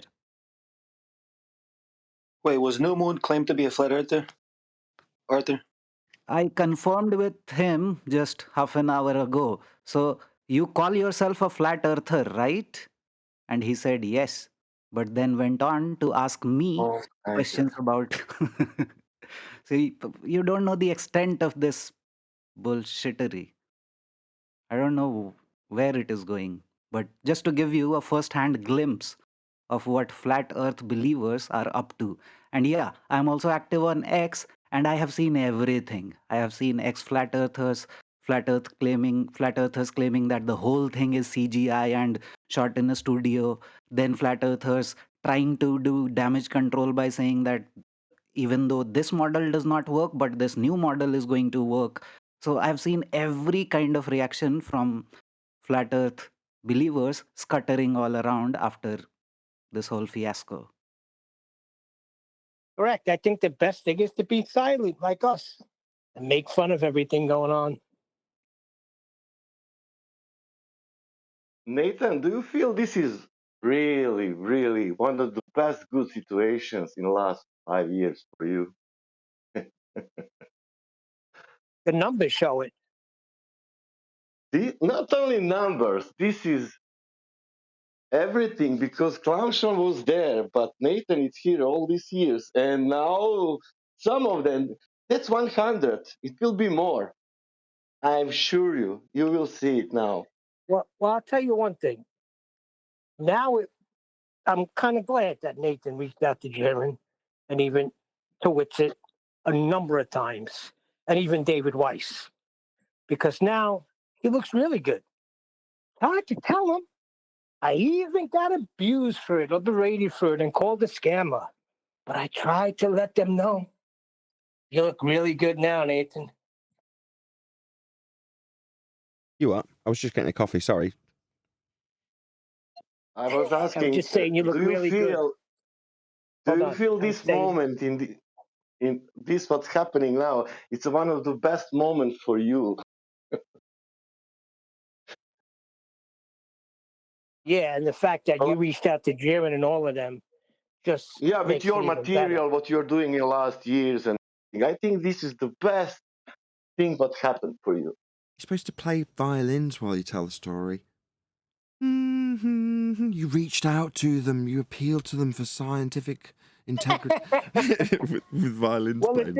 the thing is, I fought with you over that, and Brian did too. We said, don't waste your time with these. But now it actually looks good. Time to get the book out. That won't get a mention. None of this will get a mention. Someone who said the book, none of this will go in. Not important, not relevant. Not. How could I call it a flat Earth reference if I'm talking about Jaron calling me a scammer because I tried to teach him about what science is? Nah, not important. I just said it's time to get the book out. This is the time. Oh, I misheard you. I thought you meant as in this should make it into the book. No, definitely not. But yeah. No. Why are you repeating that little conflict, Nathan? Why is that now so important? Why is what going forward? Didn't quite make that out, so I should say again. Why you repeating that conflict, little thing with Jaron? Why is that so important? Well, because he wouldn't have gone down there if he'd have identified the fallacies being used and the lack of scientific integrity to their claim of experimentation. But instead, he called me a scammer, and now he's got egg on his face. Is that what you mean? Yeah, because in that time, some people were saying, the Nathan is scammer because, let's see, because of what? Oh, Jaron is scammer. Who is scammer? Oh, conflict. Oh, war. Oh, Jaron doesn't want to be anymore with Nathan. He was his Patreon. Oh, what the fuck is going on? Sorry, because of swearing. Do you understand? He was your Patreon. That means it was not me even. Do you understand, Jaron? Oh, what? Okay, and now all this story. Like, come on. And that I'm saying, Nathan, because of that, that's good, because you was you all the time, and that's great. You don't care for anything. That's great. I think I follow. Yes.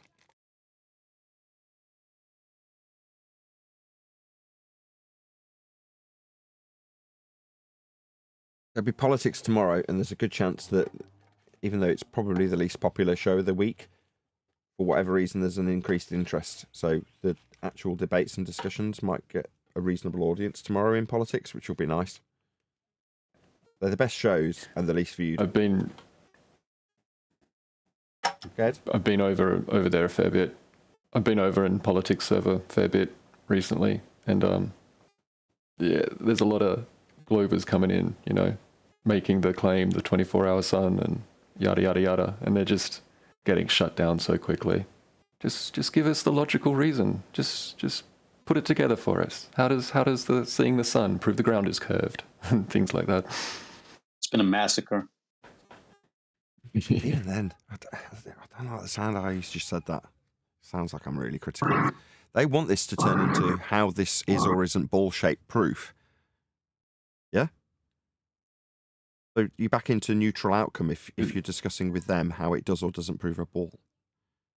Now, inviting them to answer it presumably means you're in a situation where they're asking you to explain it.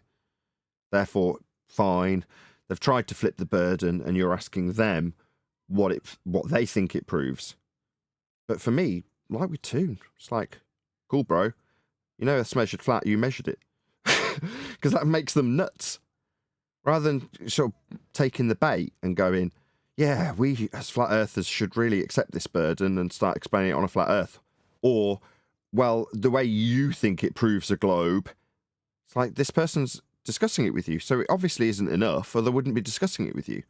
So just say, cool story, bro. That's probably why he spazzed out in Antarctica, so yelling your name and kicking ice and shit. Yeah, because he went, sun's not got down. Cool story, bro. About those flat earth measurements. Yep. No guns, Nathan, no guns!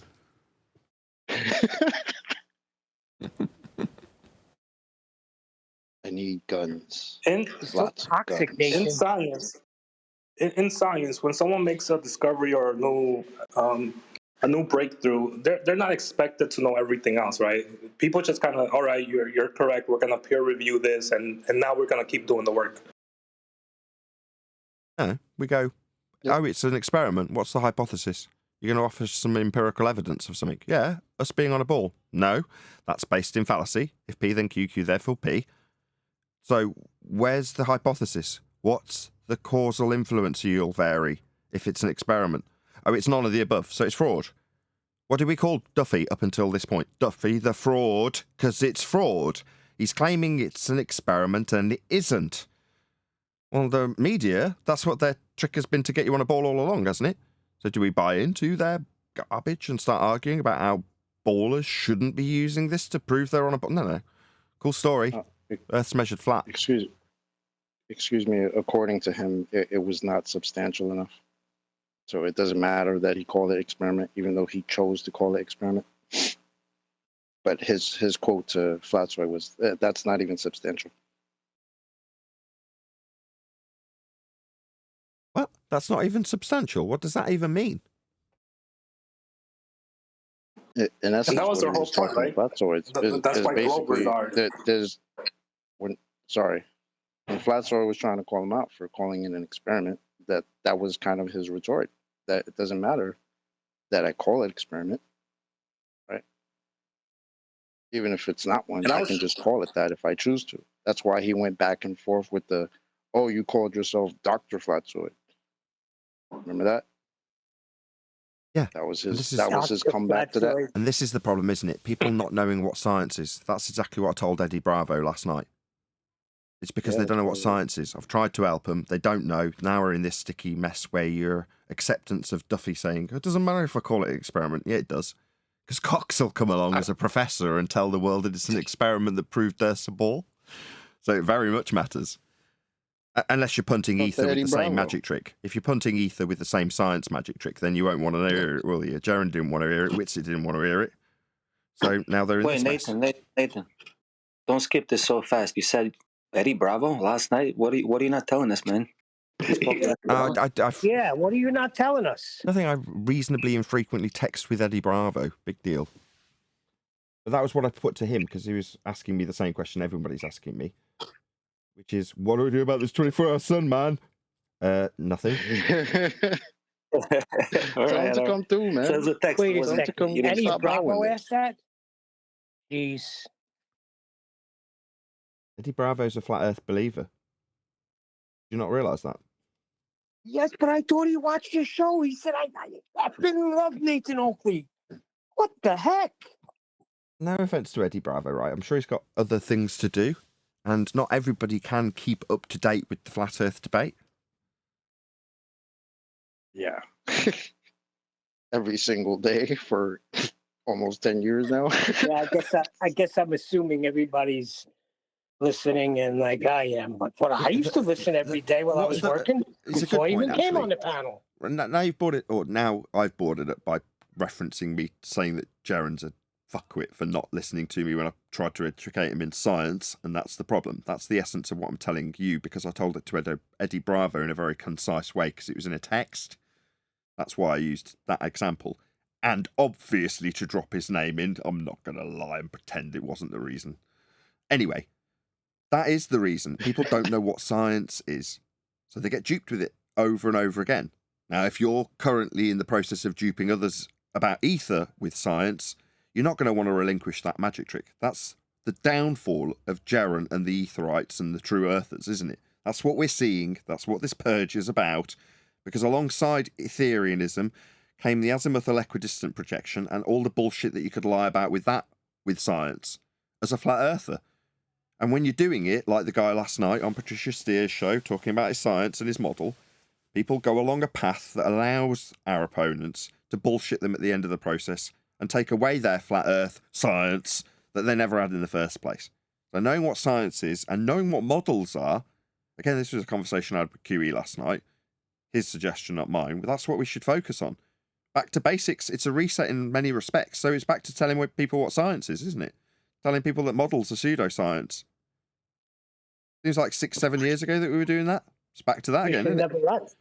Yeah, because that's what's led these people to this problem. Not knowing what an experiment is, not knowing what science isn't when it's claimed to be science. That's the problem that they've had, and it's been their downfall. Well, we just have to take charge.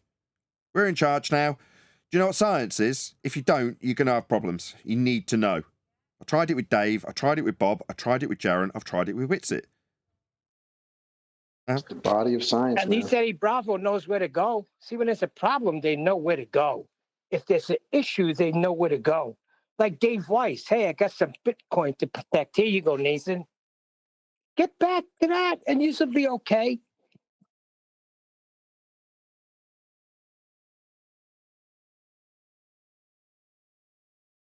Yeah, people love ridiculing us and calling us grifters until they're fucked. And then they come and ask us to be, in support of them, working together? Is that how Witsit put it? Let's work together. Do you think he'd be here telling us we'd work together if his observation had gone his way? Hell no. He'd be saying, I'm getting the receipts, I'm going to be famous, like he was beforehand. Yeah, he wasn't working with us beforehand. Now he's screwed. Oh, please work with me, this is actually good. I promise it's good news. It would have been bad news if someone else had gone. What a dick. Get lost. Snake. Yeah, snake the bad behavior. news is, he is getting on Candace Owens because he's buddy with her producer. So he's going to be the one to break through there. Oh, really? No. Have you not figured it out yet? He's the useful idiot there to prop up the globe for all the surface puke regurgitators. So how do you feel now you've been proven wrong will be what he has to deal with upon opening. He's got an uphill battle. What's he going to do? Turn around and tell them how wrong science is in their experiment? No. He's tied to ether. That's why he's hesitant to do that. That's why we're calling him a liar. Mickelson Morley, travel of light, unless it don't travel and you've got to lie. Yeah, he's tied into these experiments, isn't he? Again, what's he done when we've called him out for that lie? Oh, we'll just call it the abbreviation, Mickelson Morley experiment, MMX. Sounds cooler, in fact, wonderful. No, you're just a bullshit and liar. And you're being called out for your lack of science acumen that's caught you out when you're out there in Antarctica doing a claim to be experiment. You can't stand in front of that camera and say, this isn't an experiment, you're being duped. We're down here taking bleeding angle measurements with these cameras. We've leveled them. What the frick? We've done nothing that doesn't require a flat earth yet. Everything's needed a plane of reference, and here we are setting up our tools. I'm playing strip flat earth proof with these numpties. Did he get to say any of that? No. Because he's tied into his blag, his grift with science being the backing factor of his ether grift. So he can't call it out for being a non-experiment. He'll come to us afterwards. I've always said what you say. That's what he came here and told us we'd all be retarded if we didn't align with him. Tried that shit on. Not a single person in the panel backed him until his white knight came along, someone else who's heavily invested in this shite. That would be Brian, not our Brian. He's going to be told to kick rocks wherever he goes, right? And there's going to be certain people that feel pity for him, like Patricia. She's got a lot of empathy in her. Well, good for you. He's not getting a hero's welcome from us. Far from it. We'll say, no, what do you mean work together? Hey, if Patricia's listening to this, why do you think Ether Boy's coming to me asking for me to work with him? Yeah, because he's screwed and he knows I could be his only salvation. Nah, he's not going to get to have me align with him. I'll decry his crap like I did when I tried to educate him on his lies the first time. And he failed to listen and told me he'd get the receipts for being famous. Well, he'll be famous for getting mocked. If he takes anybody up on a personal visit, he's an idiot. You want me to come and be in your studio? If he says yes to anything, I'll be watching that. Normally, I don't go, oh, yeah, show me after the fact. I'll respond it on my show so I can gain super chat income from responding to Witsit's failures. when he's thinking he's doing a good job. If he goes on any public appearances from this point forth, it is going to be absolutely beautiful. He's going to get ripped a new one from the second he opens his mouth. There'll be no holds barred, because he'll only have one purpose in being there if he's on anything between now and 6 months' time. Literally anything. The only reason you'll want Witsit on your show is to mock him. That's his raison d'etre from here on forth. Now, he might want to come here and try and say, no, I'll soften the blow, I can spin this. We can try. But that's the only reason he'd be on any show. Now, if he's too dumb to recognise that Mr. 160 IQ, then great. I'll lean right into that as he goes on all these shows and gathers up the receipts of the mockery he receives. That's the only reason anybody would invite him on their show moving forward, isn't it? And what do I think is the reason? He's been lined up to do this. I said it when he went on Tim Pool, the penny dropped. Looks like Witsit's being lined up in a way to do this. Propped up a little bit so he could be mocked. In alignment of the globe earth rhetoric. With a false dichotomy. Obviously, we're not going to go through for the 50 millionth time the affirming the consequent fallacy, but that's what he's there doing. He's a useful idiot. I wish you wouldn't have warned them of that. You warned them that they're going to mock him. I want them to walk right into it blind.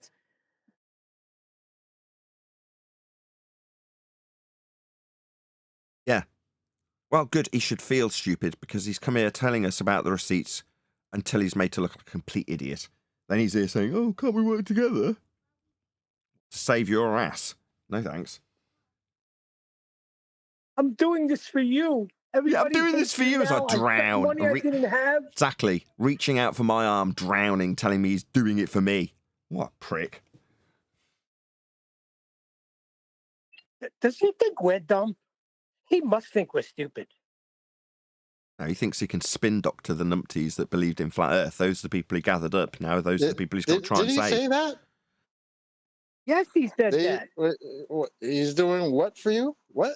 He also said we were all retards. If we don't realise how much benefit this will be, we will be retards, according to Witsit. Just so the audience knows, Witsit thinks unless you see this as positive, you are a retard, according to Witsit. That's what he told us. What? Couldn't make it up, could you? He digs and he digs and he digs.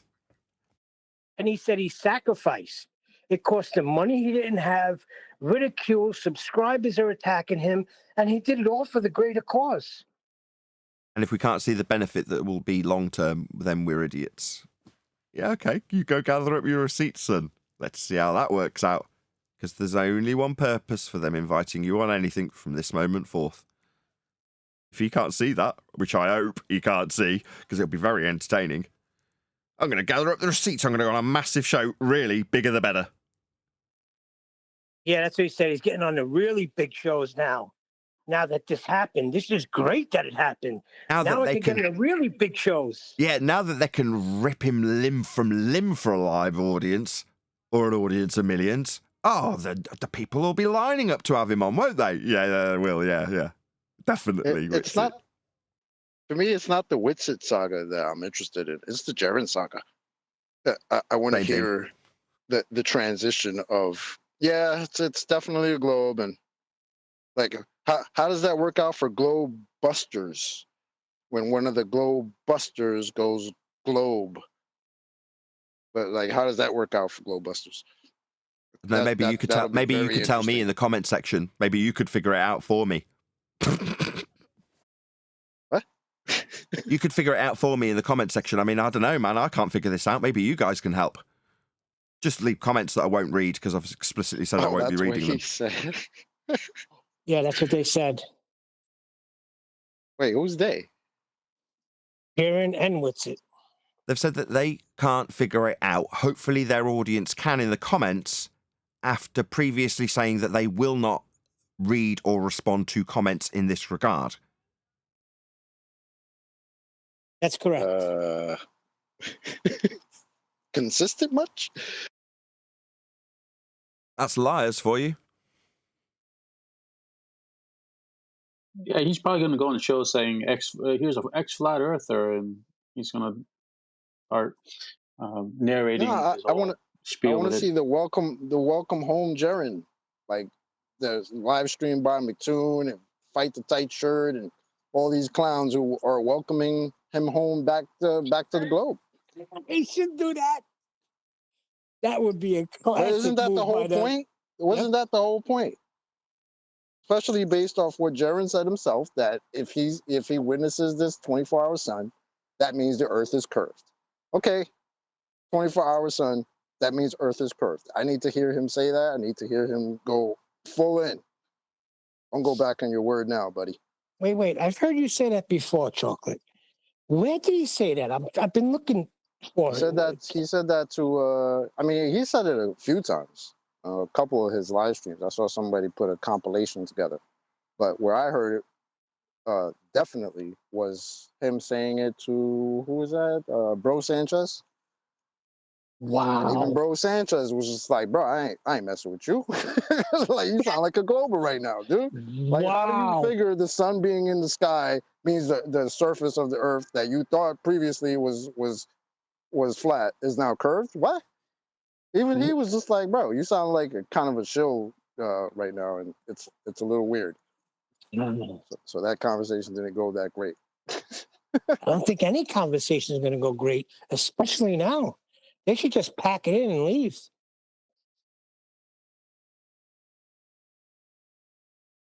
And by the guns. I don't want them. Stand on business. I don't want them to leave. I want them to stay right here. I need guns. Lots of guns. Nathan, you said there were guns. I'm really sorry about that. Guns, Nathan. My bad. I'm so sorry. My bad.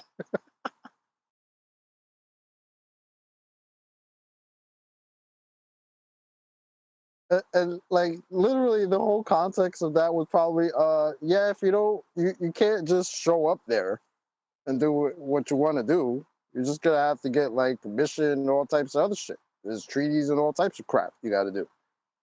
Like anyone with 2 brain cells can figure that out. What do you mean? Yo, but check this, guys. Yo, back to Witsit, yo.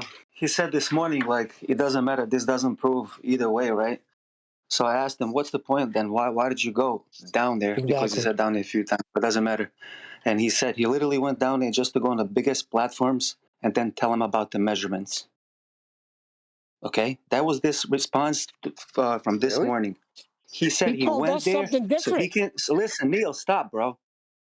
He said he went down there so he can then go on the biggest platforms and talk about measurements. That was his response from this morning. I get that, but he told us something different. That's all right. Let him tell us. That's what I'm pointing out, bro. That's fine. That's why I'm saying this. Yeah. So next time he goes on the biggest platforms, just remember this, guys. That's what he said this morning. Next time you hear him on the biggest platforms, let's see if he talks about the measurements. Well, that's won't be, no, that won't be his fault. Yeah. Okay, I get his sentiment. He's just making up more and more excuses for why he did this. Right? He's flailing. However, when he does, if he does, go on any platform from this point forth, there can be only one motivation to have him on. Now, I'm not suggesting that he can't just work his way onto places like this and just have a chit-chat, but nevertheless, if he's going on to what he's calling big platforms, they're only going to be motivated to have him on for one reason, aren't they? So if he thinks he's going to get there, get the mic, and take charge of the show for a big audience, tell them how Earth's measured flat, oh no, do you not realise how you've been lined up instrumentally as a useful idiot, Witsit? Well, if he's spinning it that way, like that's what's going to happen, that's why I would love to see him go on to the bigger shows. Because that's not what he'll be there for, is it?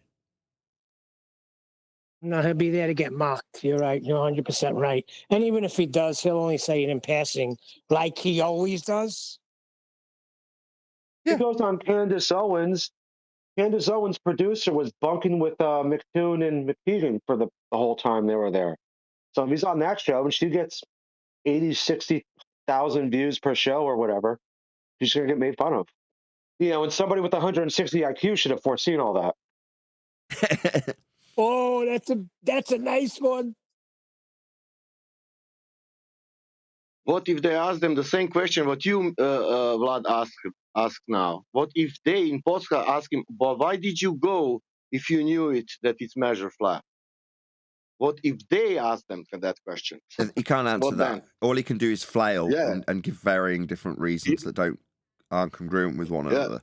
Yes, because if you know it's measured flat and appreciate the fallacy being used by either side, you realise that there's no use. Therefore, you start to recognise the detriment that could only come as a result of your attendance.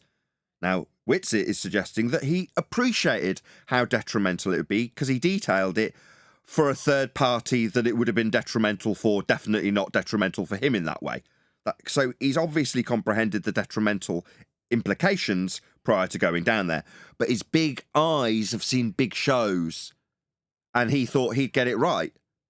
Him saying he wants to see it for himself is just yet another lie when actually he's doing it for our good. You know, he can't make up his mind, can he? Yeah, that's what liars do when they flail.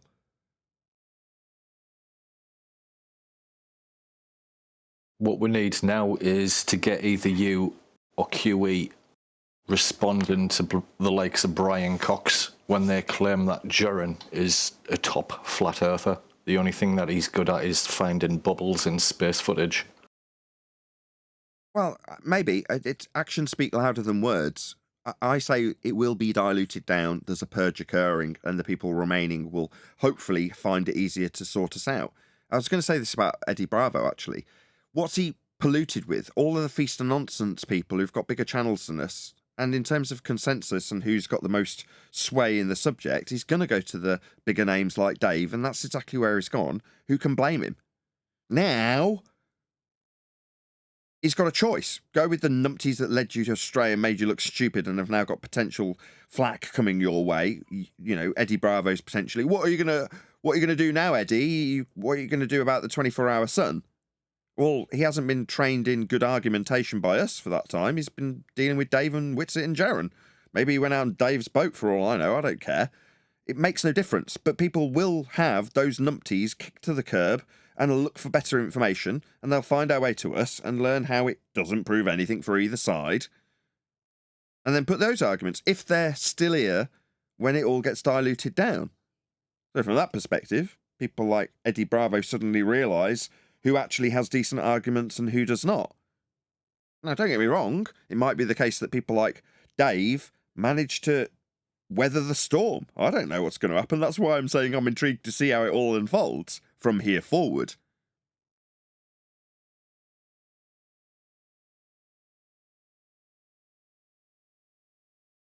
You just got to take charge. Actions speak louder than words. Us doing what we do and educating people on what Earth is. That's all we can do. Do it with everyone. Don't make any exceptions. Don't say, well, Mark, up until now, was perfectly reasonable using the azimuthal equidistant projection as a tool. That's his justification to me when I spoke to him about it last. All bets are off, I'm afraid. So it's back to, no, you just need to know what science is. So you can identify pseudoscience accurately, point it out, and not get duped like Jaron and Witsit did.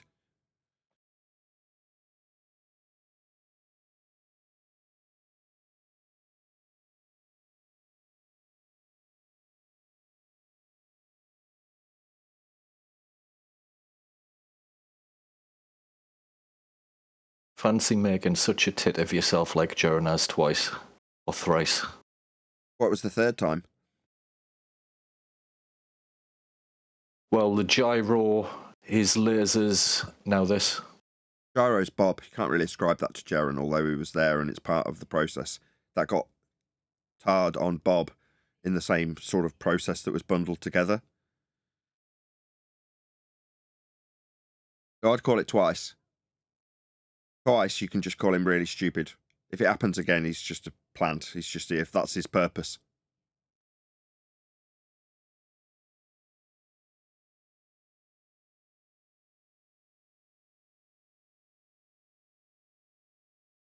Yeah, but it's the whole fool me twice thing. Like, once he agreed to go into this, I'm like, I think this is kind of what he's supposed to do. Maybe. But again, that's just my opinion. I mean, who knows? I can easily defend him and go, no, I understand how people get when they see a bit of fame and really want more. You get blindsided by opportunity and you don't assess it thoroughly. It's the same. The best example is Tim Pool, just because we're now past it and have discussed it, right? It's all about everyone's opinions on how well it did for Flat Earth. Well, now Flat Earth is the believers that have been cut to the wayside. Well, when it comes to what benefit does it have or could it have, I assess these things very differently to people like Jaron and Witsit. Will this actually benefit me? Not just will my face be in front of a lot of people, because sometimes that's all people care about. Oh, I did do a good job. I can spin it that way. Unless you can do an excellent job, if you want to put it in those terms on some sort of scale, then I don't really want to get involved unless it's definitely beneficial. Yeah? Now, close enough to the line of what I thought was beneficial was Vice. That's as close as I've come. That's a big platform if I want to throw in my receipts. But I very carefully assessed what I thought they were trying to achieve out of having me there and got a decent enough relationship with the person producing the article. And had a relationship with her, got my expenses back because I wasn't going to be a financial detriment. They were going to be giving me money to do it, and they did dutifully pay my expenses. I didn't profit from it. But nevertheless, after taking trains, planes, and automobiles to get to Alexander Palace or whatever it was with the big antenna and doing the piece, when I met her and shook her hand, she was very nice because I'd built a bit of rapport with her. Well, given what Witsit told us about Tim Pool, that weren't the case. A friend of a friend wants me to ask you to go and get an opponent for yourself. Will you be on this show? I'd want to talk to Tim Pool. I'd want to build a little bit of rapport with him, see where he's coming from, what's his motivation. And if I don't get to do that, I just go, screw you. You're not doing this for my benefit, are you? You want me there for a reason, and I'm not going to find out why. Why would I go along with this? Oh, because I've got 1 million people watching. That can still work the other way, though, can't it? My name doesn't have to be dragged through the mud in front of 1 million people. And thanks very much. Let's just see what the rapport is. And if you can't get it, then you've got to be negative. You've got to say no. Unless you want, if the fame's the only thing you want, then that's what you'll chase. Doesn't matter how detrimental it is to Flat Earth, especially if you're selling something else like Ether with science that you haven't got and are being called a liar for. I mean, then it doesn't matter, right? You're just in front of more people. More people will come to you. Right, integrity, innit? What year was the Vice thing, Nathan? Do you know if that was pre or post Gavin McInnes running the place? I don't know what that means. I don't know who he is. And I can't remember what year it was. It was a long time ago. After Gavin McInnes, it went woke. What, Flat Earth went woke? That Vice be went like woke. 2015, 2016, something. I mean, it was around about that time. I don't know. I can't remember. I think you had that interview before I even got here. I got here like episode 143 or some shit. Oh, it was well before Flat Earth debate existed. So it's a long time ago. Right. But again, there was at the time, Mark Sargent would pass me on all these people that wanted someone in the UK, and I'd turn them all down. He stopped asking eventually because I'd be turning them down left and right. I don't know if Vice came with me. It might very well have possibly come from Mark. I can't actually remember how I got that contact.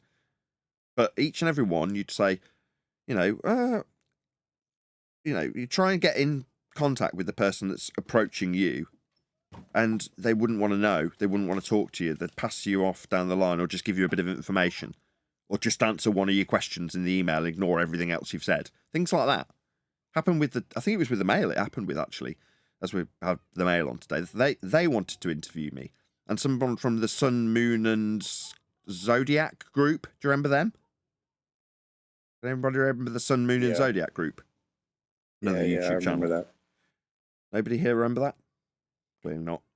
Too long ago. Yeah, I remember that. Oh, you do remember that? Okay. Well, there was a woman with black curly hair from there. I can't remember her name. Karen, it might have been. But she ran that group, and she also went along to the Space Centre with me and Martin Liedtke. But she took up that interview where I declined it. So after not being able to build rapport, blah, blah, blah, blah, blah, I went, I'm not going to do it. So Mark had to then go, I'll pass it on to someone else then. And she obviously went, I'll do the interview. And they mocked her, and they ridiculed her, and they ripped her a new one. Very embarrassing. Yeah. You just got to assess it. And Witsit, with his 150, 160, whatever he says his IQ is, seems incapable of assessing these things. He still thinks he's going to gather up these receipts, right? That's what he's told us. I'm still going to go on the big shows. You're like, oh my God, is he really that shallow to not stand back from this and assess it? And go, might not be a good idea to go anywhere at this moment in time. Just lie low. Because what are they going to want you for? In his mind, he's spinning it for he's lying to himself that he's had a win here and that going somewhere and being on a big show is going to be to his benefit. If he's literally, by the sounds of things, deluding himself that that's the case. And I hope he goes through with it. He'll only do it once. I mark my words. If he does go on some big show, he'll do it once. That'll be it. Then he'll know better. You mark my words. I don't think so. He's so prideful. He thinks he could talk his way out of this one, Nathan. Well, Yeah, if anything, maybe it'll give him more focus, like more clarity. Because maybe now in the back of his head, what he'll be thinking is whenever he goes to one of these shows and they start bringing up all this 24-hour sun crap, now he'll have to focus on measurements. Otherwise, what the hell, what are you doing here? Right? They're not going to let him. Well, that's when you become assertive. What do you mean? Not let him. You've heard him talk. He could do it if he needs to. Put that battery in your back and go. Hit him, slap him across the face with measurements. Why not? I don't know. I mean, who knows where he's going to go with it. No, he can't be assertive now. You know why? Because you have to be a gentleman on this show. You have to be respectful. You have to, you can't be like us over here. That was just said not even a week ago. Assertive doesn't mean disrespectful. Can't even be assertive. When I said, no, I'm sure nobody's going to be disrespectful. We'll just, not with any malice. Brian even said, I'll say, excuse me, but what you said there was a total lie, and then break it down for him. Even that was not good enough. Come on. Come on. I can't believe he's forgotten this already. I haven't forgotten shit. I'm just saying from forward, from this point forward, maybe you go in a different direction. Who knows? Maybe he'll finally adhere to what people have been trying to help him out with. I mean, isn't that what he said? I don't know. Hey. He did say that. Right. But with that, I am going to say, first and foremost, a huge, massive, enormous thank you to both Discord and G Plus panels for making today's after show possible. And, of course, a massive thank you to all of you for liking, commenting, sharing, subscribing, joining as a Nathan Oakley 1980 channel member, and all that good stuff. Be sure to hit me up on PayPal and Ko-Fi and all the things in the links below. I've been Nathan Oakley, and I will see you all in the next video.